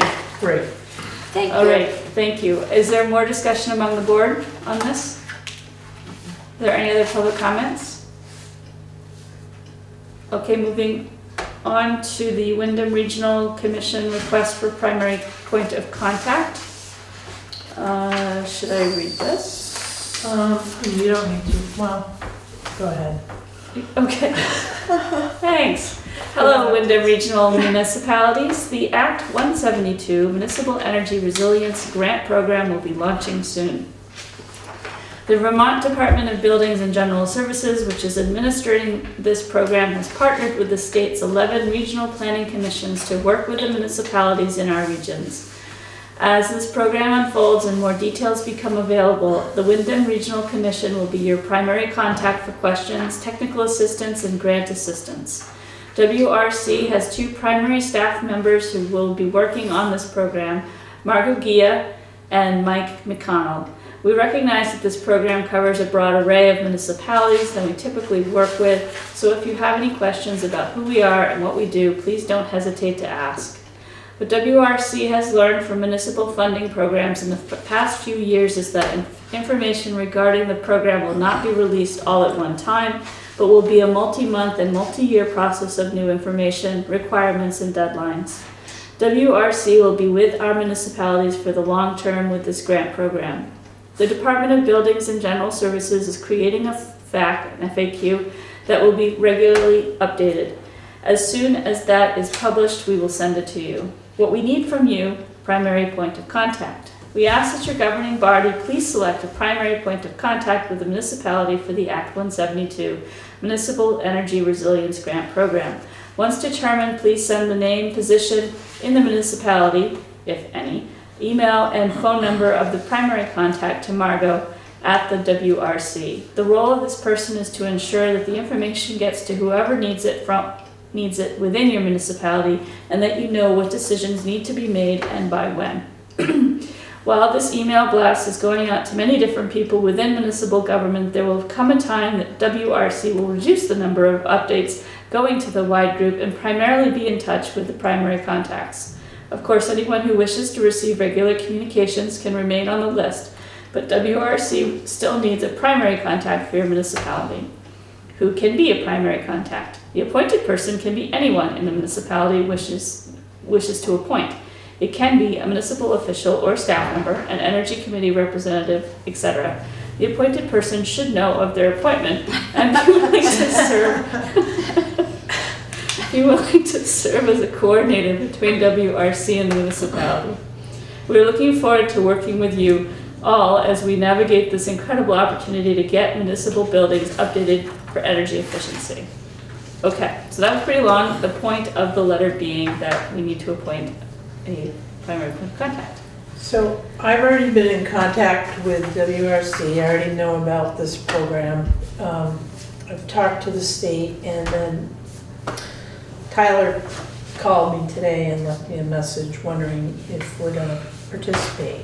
So I think it's very important that we participate, because I'm gonna let you know that I've already looked into some of the programs, and like for this building, like a whole new HVAC system is part of the program, and a lot of other things that could benefit our public buildings, including the library. So, not that I need any more to do, but I'm already in contact with them, and I don't want to lose focus on this program, because this is gonna be very important. Okay. So you're recommending that you be the primary point of contact? Yeah, I don't know why, but I am. Yes, yes. I mean, it makes sense from Yeah. a lot of different standpoints. But I wish we had our energy committee yeah. active. Unfortunately, we don't, and I don't want to miss an opportunity. Yeah. Yeah. And, you know, so yes, I will Okay. be in Do we contact. need to vote on that, or is we're just? I don't think you need to vote I on mean, it. just say that you're the primary contact. Yes. Okay. Does the rest of the board agree that that's a good way to go? Yes. The other comment I want to make is Stephen Dotson is our Windham Regional Commission town representative, and he is also the energy coordinator in Brattleboro, and he lives in Putney, and I really need to connect with him, because I think he can be a good resource for Putney through Windham Regional, and possibly, I'm sure he's looking into this money for Brattleboro. So Probably. somehow I need to reconnect with him. Okay. Is there any discussion among the board? No, Is there a other public? than thank you. Yeah. Yeah. You're welcome. And you know about it, so we're not appointing you without your knowledge. Is there any comments online? All right, doesn't look like it. So the next thing is the capital plan. The capital plan is in your packet. What I've learned about the capital plan is you look at a 5-year span. And for the most part, like the highway, we now have the highway capital reserve, which we're putting money away, you know, to purchase equipment, get away from borrowing, which is great. And then the only other big expense is the gravel pit, which is bonded. So those payments are already in the budget. The rest of this needs to be cleaned up and really looked at hard. With a capital plan, what we should be doing is putting a certain amount of money, or at least getting these payments into the budget. I don't want to advise that right now, only because things are really tight. And with inflation, it's even harder. So I need to rework this, and we may be looking at like a capital improvement policy, which will guide us. What I'm trying to do is level each year, so it's not like this big roller coaster. And there's some things we just kind of have to guess on, you know. If we're going to be looking at renovating the town hall, we should be thinking about putting money away. The fire department is big. You know, we need to really evaluate equipment, and there's other smaller things that the fire department relies on, and we need to be really putting aside funds, so if something breaks or isn't working anymore because it's like 20 years old and we've just been limping along with it,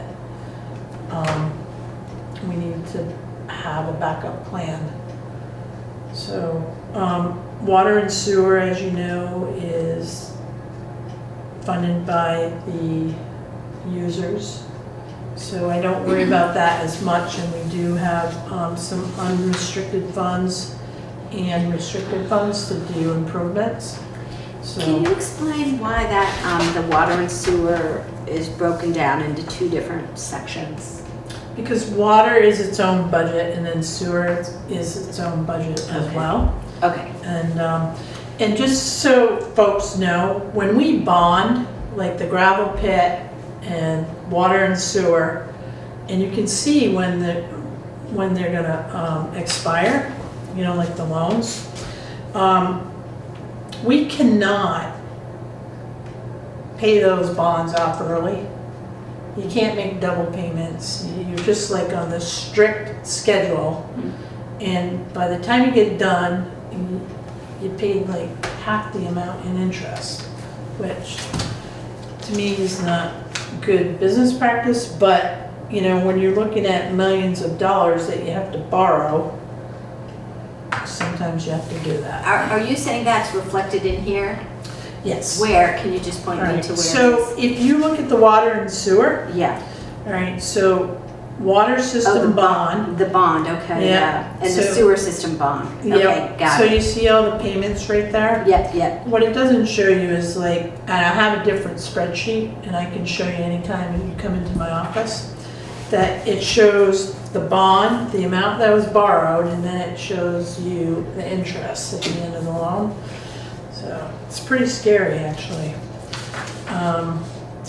So same with the sewer, you know, so your sewer bond won't be paid until 2037. So those payments too are like, they're pretty even, you know, just for your bonds, but it's all the other stuff, deferred maintenance, as Mr. Fairman calls it, and that's kind of what most of this is here. You know, but if we keep deferring, you know, I don't want to be buying 2 fire engines in 1 year, you know? It's not practical. But, you know, we're looking at renovating town hall. You know, if the numbers come in where we might be comfortable with them, you know, this 750,000 for the first floor and then 750,000 for the second floor, that's probably a low ball number, you know. So what's going to end up happening is we'll change the capital plan as we get more definitive numbers. And in this, especially like for the fire department, so I know in like 2026 maybe, no, it's not 26, it might be 30, you know, we're gonna have to like start looking at, you know, another engine, right? So trying to time that, but also keep an even capital budget. It hasn't been easy, so I gotta figure that out. But this is pretty much, this is the capital plan that's going to go into the town report. Okay. Is there questions among the board, Charlie or Josh? No. I just want to comment that bonding, you know, very standard practice for municipalities. I mean, yes, you pay interest, but it's just the reality of how business is done. And when we last renegotiated, when we bought the gravel pit, we renegotiated our bond or reissued bonds for this old debt at I don't know exactly what our rate is, Karen, but it's ballpark 3%, something like that. Yeah. So, you know, yes, it's long-term debt, but I don't think it's nice to have capital built up, a capital revenue fund, but I think bonding is part of the reality that all municipalities face. I'm not aware of one that doesn't do that at all, so. I think it's just what it is. Yeah, and like I contacted the bank just to see what the interest rate was right now, if we were to borrow to buy a truck. And it's like 4% and still climbing. And they don't know when it's gonna just, settle down, so. Of course, 4% is still a pretty favorable rate in reality compared to historical, so. But not that, I'm not suggesting we should borrow money. Those rates aren't too bad. We have a good rate as a town and as a municipality, so we are allowed fairly reasonable rates as a result of that. Yeah, I mean, if they stabilize too, they'll come down again at some point, and then maybe we look at, borrowing for some things and not others, but I don't see us moving away from borrowing, especially for big ticket items. But there are other funding sources that might be able to help. So. Work in progress, folks. Probably always is. It is. Okay, is there other comments on the board? Are there public comments online on the capital plan? Okay, moving on. Just reminding myself that we have been taking a break. Does anybody want to take a break, or do we want to motor on? The heat goes off at 8. Just letting you folks know. Okay, that's good to know. Let's motor on. All right, so the next piece on our select board agenda is the operating budget reserve fund, which is Mr. Fairman. Do you wish me to speak, Madam Chair? Yes, please. Okay. To summarize what we're talking about here briefly for members of the public who are present or may watch on TV after, what we're ultimately talking about here is budgetary surpluses from municipal budgetary surpluses from previous fiscal years versus deficits from the current fiscal year, which by law cannot be carried over to the next fiscal year.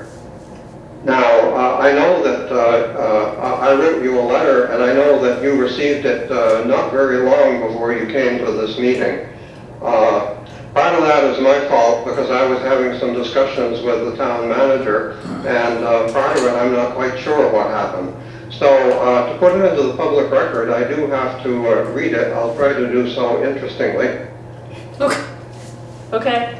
The title is Proposed Rejected Budget Reserve Fund or a Tax Stabilization Reserve Fund. During recent Town of Putney Select Board meetings, I have understood that our independent auditors have verbally recommended creating an up to $650,000 reserve fund to pay our general fund and highway fund expenditures during up to 3 months if Putney Town meeting voters reject our Select Board's proposed municipal budget. Quoting our town clerk, I doubt Putney Town meeting voters have ever rejected a proposed budget entirely. As you know, we have historically voted on the budget from the floor.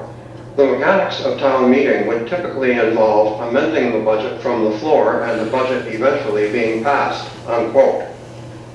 Moreover, moving the previous question always would have been and be in order to demand immediate and decisive votes on amendments and the warning article. If Putney Town meeting voters reject a proposed municipal budget someday, we will have 4 motivating months, March, April, May, and June, to reconsider and adopt it before the July 1st beginning of that fiscal year. There is no valid reason to tax, collect, and sequester forever up to $650,000 of Putney taxpayers' money, that is equivalent to up to 3 months of our municipal expenditures, in anticipation of the unlikely event that a proposed municipal budget is not adopted by July 1st someday. There is, however, a valid reason to formalize disposition of any general fund and highway fund surpluses so that our select board cannot spend them at will. A tax stabilization reserve fund is a possibility, as our town manager and I have discussed. Vermont statute currently requires you to fund immediately our audited fiscal 2021-2022 general and highway funds deficits totaling $76,570 by borrowing or taxing this amount. Although the statute does not consider funding a deficit with unassigned surpluses on these funds' balance sheets, legislative intent seems clearly to be that the deficit be funded immediately via appropriate means. Now, I would just add that the tax stabilization reserve fund is our town manager's idea, which I am supporting here, and that's all I have to say about that at this time. Thank you. Thank you. So is there discussion on the board? Yes, I don't understand what we're talking about.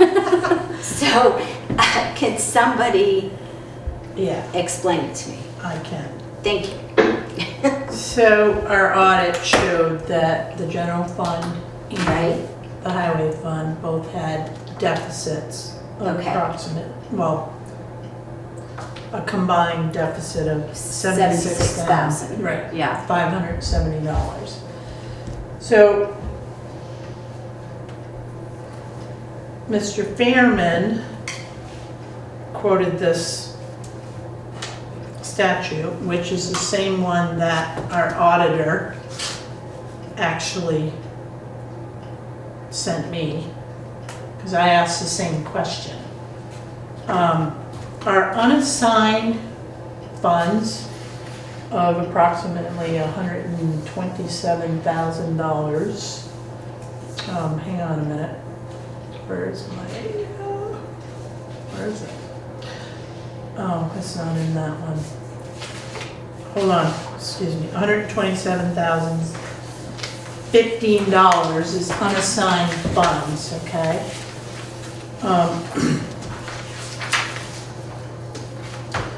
Now that money can stay where it is, which is in the general fund, okay? And that can cure the deficit, okay? So this statute states, when a town at the end of the fiscal year contemplated by section 1683 of this title has a deficit unless the voters of said town have voted a special tax to make up said deficit, or unless said deficit shall have been refunded pursuant to the provisions of Chapter 53 of this title. Refunded to whom? The select board, when making up the next annual tax bill, shall add thereto a tax of 5% or such multiple of 5 in addition to the tax vote already authorized by law to be levied upon the grand list of such town as will provide sufficient revenue to liquidate such deficit. So we have money in the general fund. We have a fund balance, okay?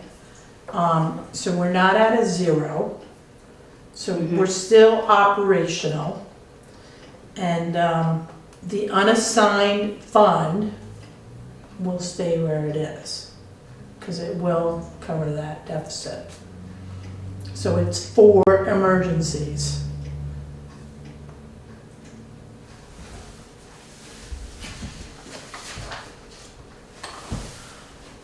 So I'm not worried about it, because again,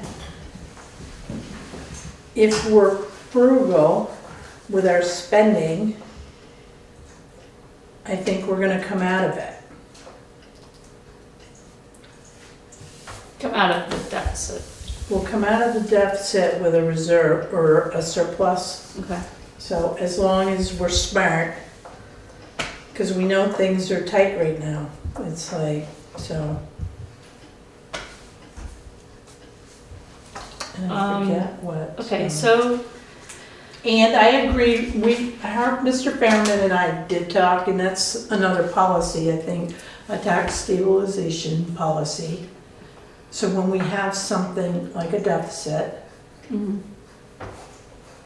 we're gonna be covered. And that also can offset taxes in any given year. We're not able to do that for '24. We just don't have the money. We don't have the money to put away for capital. We don't have the money per se to offset taxes. I think we have to give ourselves at least another year, maybe 2, to see if we can come out of this. And we also have the ARPA money that we can offset deficits with. So that's an option as well. Okay, so we're not in any imminent No, danger of no, this No. year? Okay, absolutely not. all right. But in general, it possibly might be good to set up a tax stabilization fund. That is correct. Okay, but there may not be any hurry to do that. Like that wouldn't be a town meeting. Not at town meeting, Okay, not at town Alright. meeting. So this relates back to what the auditors reported on, that we had enough in the fund. They recommended more than what we had, but that what we had was that 3-month window or whatever. Right, so the auditor likes to see 30 to 90 days for operating expenses. So because we vote our budget in March, and our fiscal year doesn't start until July, if the budget got voted down on the floor at town meeting, we would still have, March, April, May, June. I would think we could approve a budget within 4 months. So I'm not concerned about that. Our auditor's not concerned about it either. But if anything happened though, right now we can cover 30 days. That's it. I'd like to see at least 60. Do we need 90? Maybe not, but. So what is Howard proposing here? I'm not understanding. Well, what he's proposing is that we fund that deficit with the unassigned surpluses. And But isn't that what we would have done anyway? I mean, isn't that what we were? No, because here's the thing. So in that paragraph, unassigned surpluses, it's really unassigned fund. It's not a surplus. It is not surplus money. Okay. So surplus money, and I'll agree with Mr. Fairman, yes, if you have surplus money, you can give it back to the taxpayers because it's their money. Right, okay, It's their I'm getting money. it, So- I'm getting it. Unassigned fund versus surpluses, Right. different, it's a Right, different meaning, so. okay. good. And I appreciate Mr. Fairman having the conversation with me, because, yeah, I mean, I've been thinking about it, and he does understand the state law. And I think one of the important things to remember about that is because we have this unassigned monies, if we had run our budget, our deficit, and we hadn't had unassigned monies there, then we would actually be in deficit now. We would be running, we would be having, in order to cover our bills, we would be needing to raise that money. Given that we have the unassigned Right. funds, that's not our circumstance. Right. So we are not. I mean, I understand the gist of the statute or the intent of the statute, but I think that's really in the circumstance where you have a deficit and you don't have sufficient funds to offset that deficit available to you. Right. Okay, Because then you're really at risk of defaulting on payments, et cetera, and we don't want to be in that position, so. No. okay, Okay. thank you. Charlie, do you have any comments? No comment. All right, is there any other discussion on the board? Mr. Fairman? Madam Chair, I'm simply commending to you the proposal that there be in the future a reserve fund for as a place to put surpluses. The question has been raised that is in fact the unassigned money that we're talking about, is that in fact a surplus? Now the distinction we need to draw here is, on the one hand, we're talking about what in bookkeeping is called an income statement. On the other hand, we're talking about the balance sheet. The unassigned funds are in the balance sheet, but the reason they are there is because in previous years we had surpluses. That's where that money came from. It's the same. It's exactly analogous to retained earnings in a business, where you did some business and you had some cost of doing business, and maybe you paid yourself a salary, and at the end there's some money left over. That's the retained earnings. Now, concerning our town manager has said, I understand her to say that you don't actually have to do anything because the money is there. Well, I have to beg to differ, because the statute says specifically you're going to refund it pursuant to the provisions of Chapter 53, which is indebtedness, which is actually bonding, or you're going to increase taxes. Now, my understanding is that you have not increased taxes. In other words, the budget that you are proposing does not include funding these deficits. Am I correct? That is correct. Okay. So you are trying to have your cake and eat it too, because if you have a surplus, if you have unassigned funds on your balance sheet, and you say you're going to employ them for the purpose of covering a deficit, then the amount that you applied to covering the deficit is not on the balance sheet as unassigned funds anymore.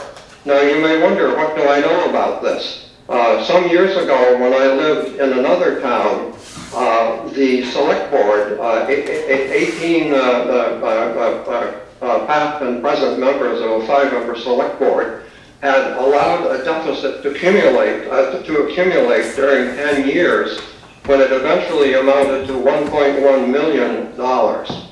Now, I was the whistleblower, and at town meeting, voters learned that they were going to bond for $1.1 million because the deficit had not been properly handled during at the end of each fiscal year. Now, I'm suggesting to you that that should not happen here, and the way it has to be done, the law says so, is you have to fund the deficit. Now, I'm thinking you have an out if you actually do the proper accounting with the unassigned funds on the balance sheet, but you do not have the option of saying, oh, we use the money to cover the deficit, but the money is still there. It isn't there. It can't be. That's not the way accounting works. Now, if in fact the budget goes to town meeting as is, an amendment will have to be moved at town meeting, increasing the budget by the amount of the deficit, because the budget otherwise will be illegal under Vermont Statute 23 V.S.A. Section 1523. Now, we can take that route. I don't mind, but that's where we're headed. Thank you. Okay, I personally think that this discussion should head to our auditor and to get their opinion. Because what I'm hearing is a differing of opinions between how these line items are essentially named and allocated. I'm going to just say this is above my head, but I do trust our auditor to tell us whether we need to and how to fund our budget. And that was not a specific recommendation of theirs. Right. So I'm inclined to take their word for it. On the other hand, if there's something that they missed, maybe there was something that they missed, so, I think that it would behoove us to take this to them, get an answer. But I don't think there's much point in talking about it right now, because it sounds to me like speculation. Well, here's the thing. I- Go ahead, Josh. Go Josh.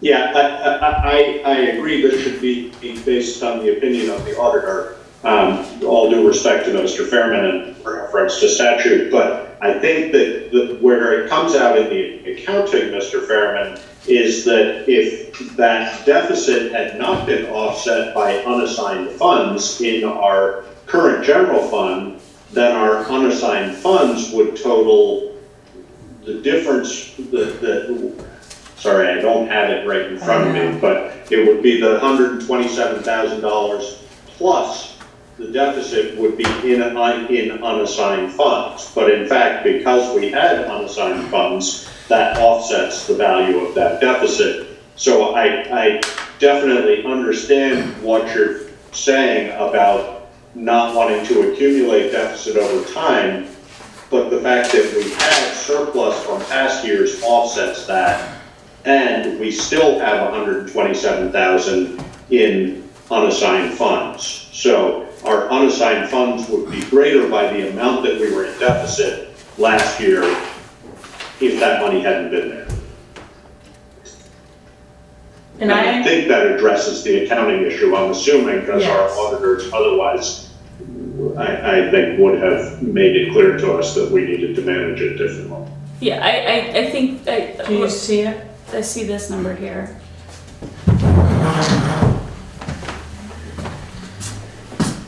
So that's the unassigned, Yeah, but here's the deficit right here, right? 39, is that? so this is less than this. That is correct. And so therefore it's not a deficit is what you're saying. So this came out of this overall number right here. So that's already been accounted for, as well as the other 39,000. Okay. Because this is skewed by the 145,000 that we bought the loader. Gotcha. So, but, yeah, so the deficit has already been taken care of in the general fund and the highway fund in those two funds. So it's already been cleared. So there's no reason to put it in the budget. And if I put $76,000 in the budget, that would be 3 cents more on the tax rate, and I'm not doing it. It doesn't make So fiscal the other way sense. one could think about that is that we have used unassigned funds to offset the burden on taxpayers to the tune of $76,570 because we had that money there. Correct. And our auditor explicitly told me in writing that we can carry that money over. I've also talked with somebody at Nemrick who's very experienced with municipal financial budgeting, and he said the same thing. So we can carry the amount over. I'm not concerned about it. Okay. Is there other discussion on the board? All right, Mr. Fairman, go ahead. Madam Chair, it is possible, of course, that Selectperson Laughlin is correct in his analysis.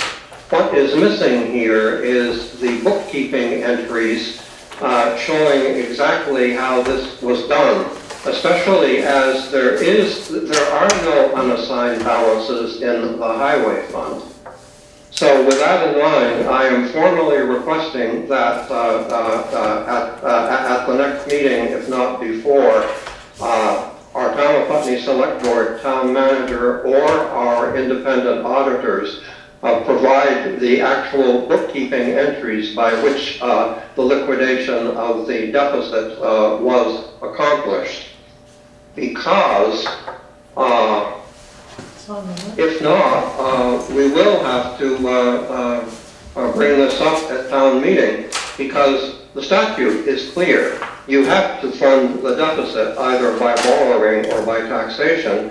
Now, I agree, there may be a way of doing it through bookkeeping with the unassigned balances, but no one has yet provided the bookkeeping entries that made this possible. And they, of course, are not part of the financial statements that are in the auditor's report. So I'm formally requesting to see those bookkeeping entries demonstrating how the deficits of the general fund and the highway fund totaling $76,000 plus have been liquidated. Thank you. Okay, I'm just going to point out that I'm pretty sure that's more of a FOIA request and not something that the select board needs to take up. We can discuss that offline. And I do still think that just to double check, we can bring this forward to the auditor just to get their written, possibly a written opinion so that we can put this to rest. Are there any other discussion among the select board? Yep, Josh? The only thing I would say is that we would definitely, I think all of us, it's in our best interest not to have this be something that comes up from the floor at town meeting, not because we're trying to cover anything up or anything was done wrong, but just because it will really confuse a lot of people. So if we can get this clarified to Mr. Fairman's satisfaction, I feel like I don't have the ability to analyze the written information in a way that I can answer his question specifically, but I'm sure that the auditor can. So I think if we can provide that to Mr. Fairman, it will save us a big headache. Okay, that sounds good. Is there any other discussion among the board? Are there any other public comments? All right, moving on to the review and adopt town meeting warning. So in your packet is a copy of my original. I did vet this through Larry. And after having a conversation with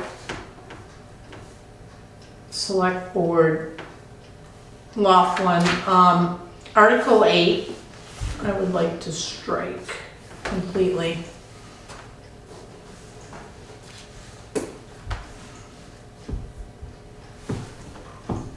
Okay.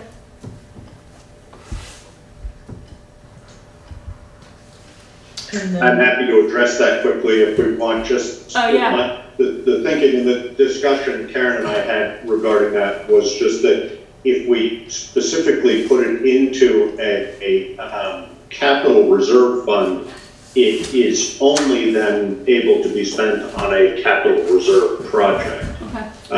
And I think that having that just more generally listed, and our auditor has confirmed that we are allowed to maintain it as unassigned funds, it makes it more available as necessary.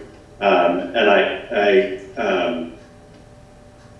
want to just refer back to Mr. Fairman's letter. I think he said that to prevent the select board from spending at their discretion, and in the second to last paragraph, surpluses so that our select board cannot spend them at will. And I think that having some money that we can in fact spend at will is valuable to us, because it's sort of it's money in our checkbook that we have to spend if we have to, for the example, say, of our budget not passing. I think that's highly unlikely. But if we were to have to return, if we were to put it into a capital fund, then we would have to return to the voters to spend it on anything other than capital. So I think it's safer for us in a way to maintain it as unassigned. Okay. yes. But in the future, we possibly might put that unassigned fund money into some more like a tax stabilization fund or something that's a little bit looser defined so that it's available for emergencies if we need it. Is that the? Correct, although Yes. a tax stabilization fund, I don't think that would do that either, because that would be for the purpose of tax stabilization, and I don't know exactly what that term means. I think the value of unassigned funds is exactly that. It's Right. unassigned, so if something comes up that we need a chunk of money for, we have it there. Okay. And I know this is not what Mr. Fairman is suggesting, but, you know, we accept the responsibility of not spending our money frivolously or inappropriately. So spending at will is something that we would do in a situation where we needed to, and obviously that would be subject to transparency, et cetera. So it's not a you know, select board vacation slush fund or something like that. Right. Much as I would appreciate that, it just isn't, fortunately. Okay, so, is there other discussion among, so we're proposing to strike Article 8 that is there right now, okay. Mr. Fairman? Madam Chair, this is a remarkable discussion because you have on your draft town meeting warning an article where you are asking voters whether they want to do something, and now you are deciding not to ask the voters why they want to do it because you are concerned about the possible outcome. Now, isn't the actual correct way of doing this that the article remains on the warning, and at town meeting you make the arguments you have made here to voters at town meeting, and then the voters decide as is their right, because despite what your website says, you are the final decision-making authority in the town, you actually are not. Town meeting is. So I'm suggesting that you should leave the article in because you have proposed to let voters decide. You should let voters decide, as opposed to saying, well, maybe we shouldn't let voters decide because we're not sure what they will decide. That is the risk you take in a democracy. Thank you. Well, I'd suggest that the select board, as the authority to create the warning, and therefore we have the authority to put it on or take it off. And that's what we're discussing right now. Josh, go ahead. And I wasn't suggesting that I was concerned about what the outcome of the article would be. I think that it was a mistake on in proposing the article to propose the possibility of putting it into a capital reserve fund. We are not required to do that. So it's up to us to decide whether we would want this article on here or not. It has nothing to do with whether the outcome of the decision would be, other than the fact that if we leave this article in here and it was put into capital reserve fund, Right. then there wouldn't be ready access to it. But it's not, I disagree with how you're characterizing the intent behind that. So it's just, I completely agree with the chair that it's up to our discretion as to whether we include this as an article or not. It's not about fear of what the outcome would be. It's that the thinking behind having come up with that article perhaps was not as it should have been. Right, is there other discussion among the board about striking Article 8? No.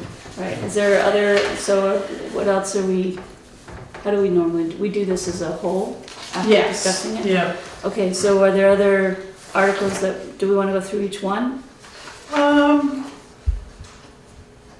We probably should, right? Yeah. We didn't go through them last time, though. I feel like we Oh, did. you weren't here. No, I was too. Were you? Wait, oh, You for left the, early. I Oh, don't the- think oh, the- we did go through them all. did we go? All right, through- why don't Oh, we- Let's go through them. I was not here. That's Go right. ahead.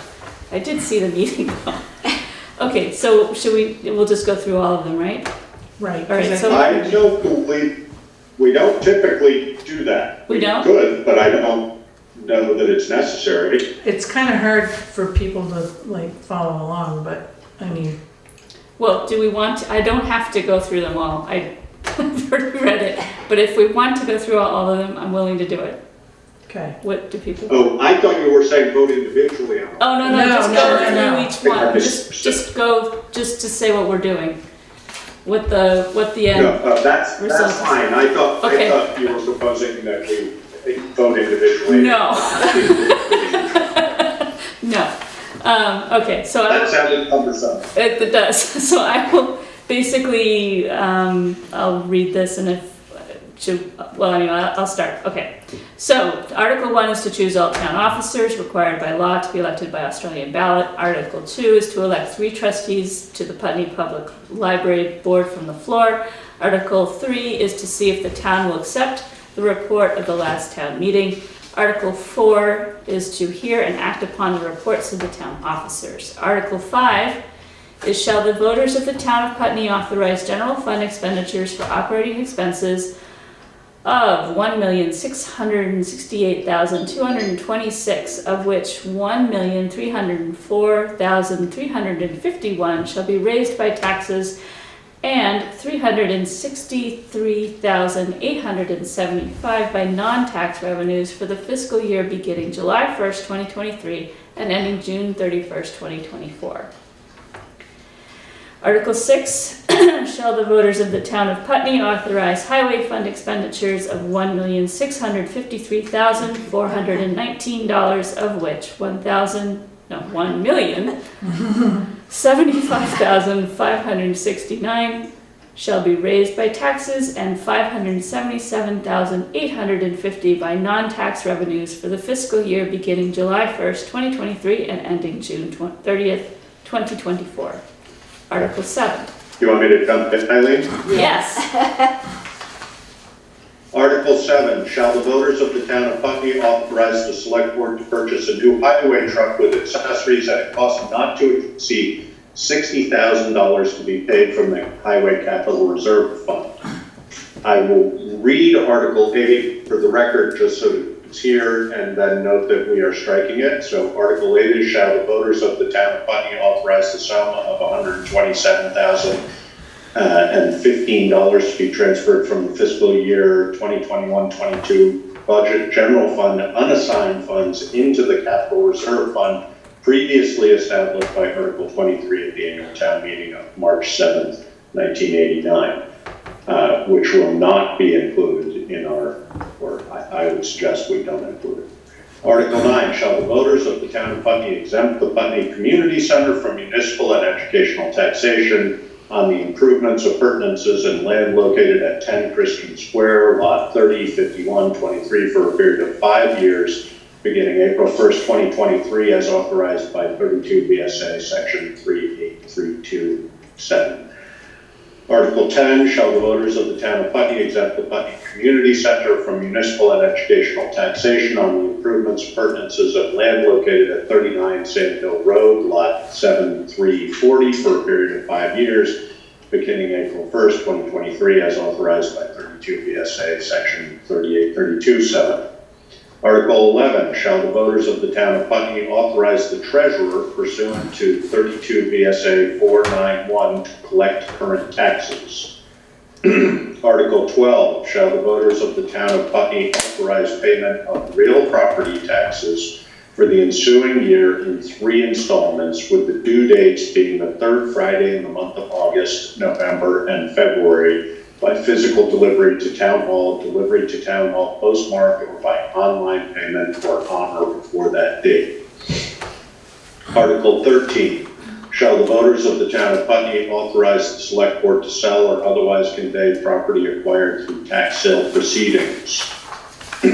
Article 14, shall the voters of the town of Putney authorize a social service appropriation to support Grace Cottage Family Health and Hospital pursuant to the Putney Select Board policy on funding of social service agencies. You want me to go? Article 15. Sure. Okay.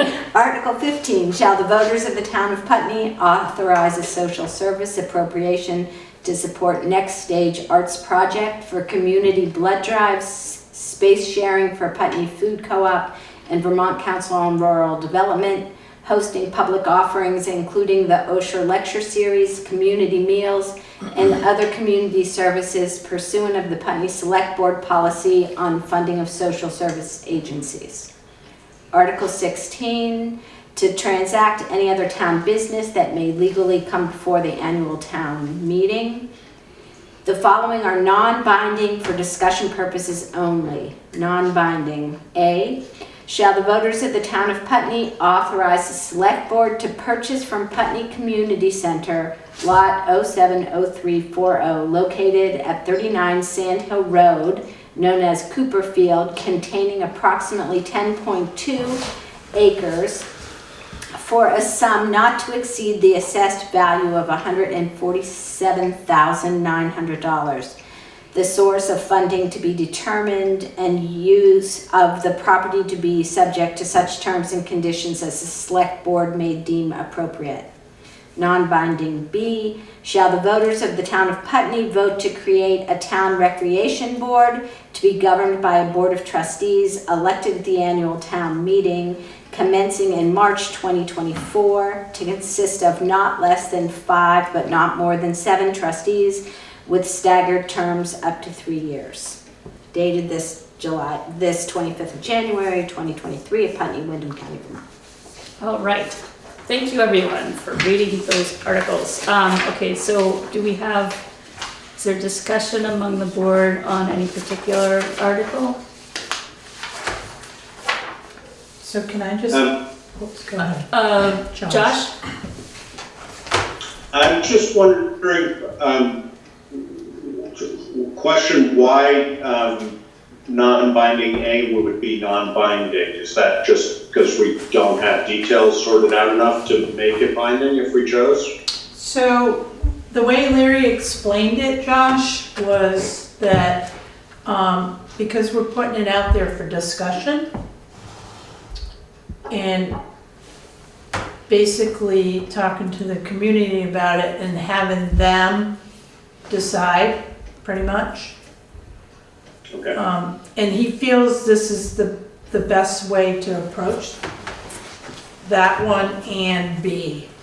So we're gonna have conversation and we'll have to make sure that the community center is there and the rec board. And it's basically gonna be brainstorming, and then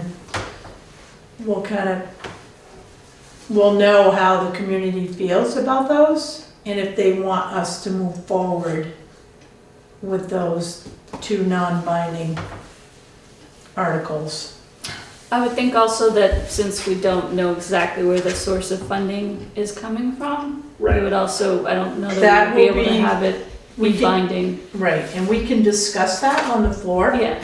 Because Larry asked that same question, you know, how are you gonna fund this? And, you know, so we had the conversation, but we'll have it on the floor with the voters as well. So, don't we already have a rec board? We don't. The town doesn't. So the town town doesn't. Okay, Right. so there is a rec board. There's a rec league There's in a there, separate. league. Okay, Yeah, great. Larry and I got into that too. Yeah, It's like, you know, Right. it's like, well, this is probably good that you're gonna put it out to the voters. Yeah, It'll be a conversation, right. and then, you know, from the floor, if they Right. decide for us to move forward, then we can. Otherwise, we don't wanna do the work and then, you know, find out that, It's not wanted. right. Yeah, that makes sense. We do a Parks and Rec board instead of just a rec board? Yeah, I suppose we could. So do we, I may have missed this discussion amongst us, so if I did, somebody can remind me, but do we, the select board, want this to be the rec board, the way it would be arranged? Or are we proposing it because we think it should be a topic of discussion? Oh, well, I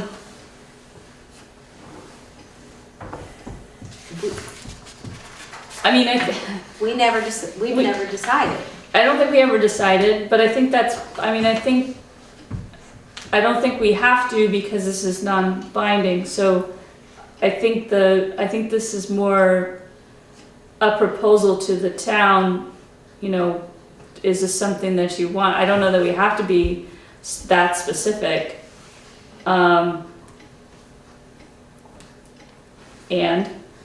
Somebody could amend it from the floor as well. Right, So right. I think it's, to open it up as a topic of discussion. The reason I ask is just because if we think this would be the best way forward for the town, then we should probably, somebody on this board should be ready to speak to that. And we don't necessarily want to influence the vote, I don't think, by our opinion, but we should probably be prepared to, because if somebody were to ask me what the pros and cons to this would be, I would not be able to answer that question. So we probably should be prepared to answer that question if it comes up, or somebody from the floor should be prepared to answer that question. Okay, I think I'll defer to Karen on that one. But I think we could, we've had this discussion a couple of times. Yes. I guess the question is who would be best to explain it, and I can fumble along. I have information too. So, and if we have the rec board, the current Yes. rec league board there, Right. then they can also answer those questions. I think you're gonna find a lot of people that will speak up On that one, yeah. for the pros and cons of having a municipal rec league. It's like the library.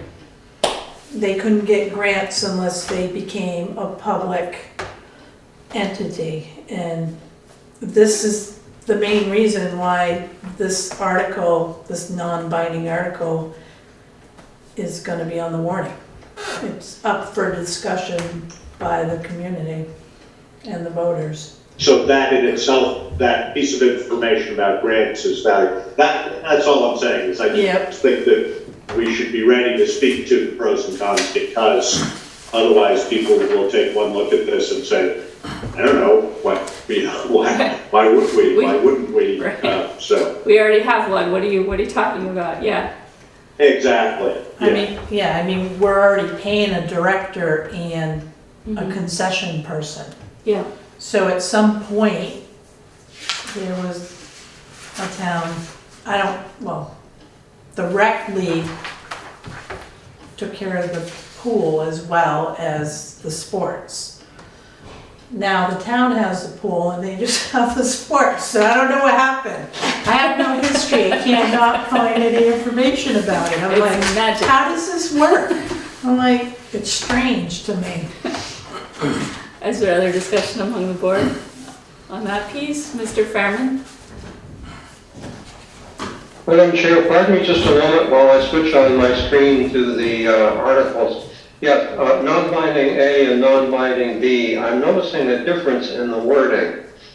A says, shall the voters of the town of Putney authorize the select board to? B says, shall the voters of the town of Putney vote to create? And I'm wondering whether it should say, shall the voters of the town of Putney authorize the select board to create? Because generally, this is what you do. So I'm just wondering if the words authorize the select board are missing from B, just as dotting I's and crossing T's. That's a good question. But authorizing the select board to purchase is sort of a fiscal language.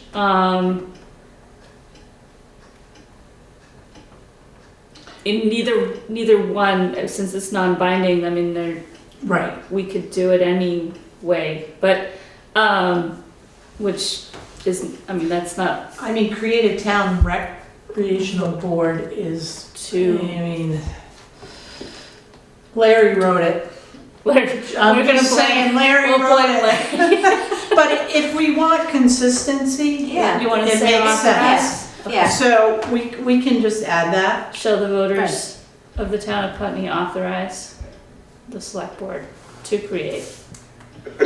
Because that would in fact be a select board action if we were to create it, so Right, it probably right. does make sense. All right. So So authorize the select board to create a town recreational board. Does that sound right? to authorize, Sounds right. and I can make that quick change and still get signatures. Okay. Or to create.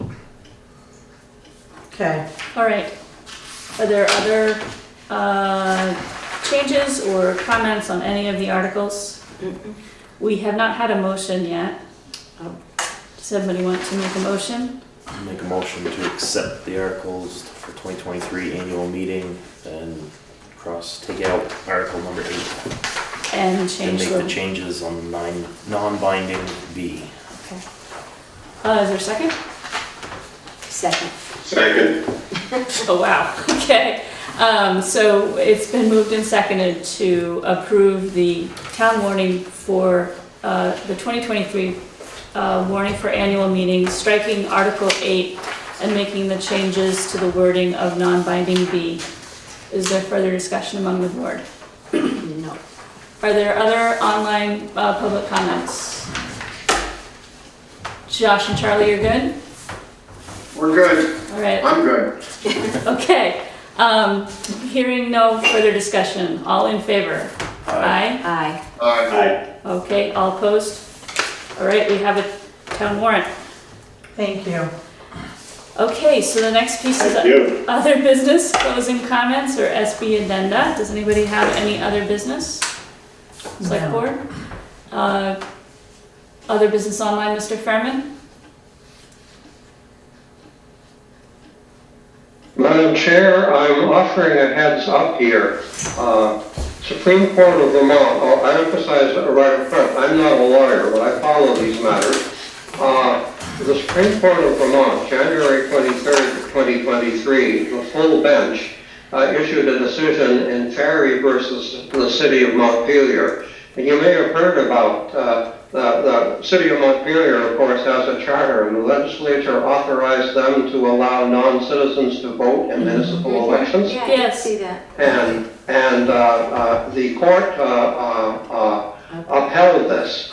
Now, I'm going to share with you just a little bit of the decision, because I believe it says that we soon will have non-citizens voting in municipal elections everywhere in Vermont. They say, I'm quoting paragraph 1 here, this is very brief. In this declaratory judgment action, we are asked to consider whether a statute allowing non-citizens to vote in City of Montpelier elections violates the voter eligibility requirements set forth in Chapter 2, Section 42 of the Vermont Constitution.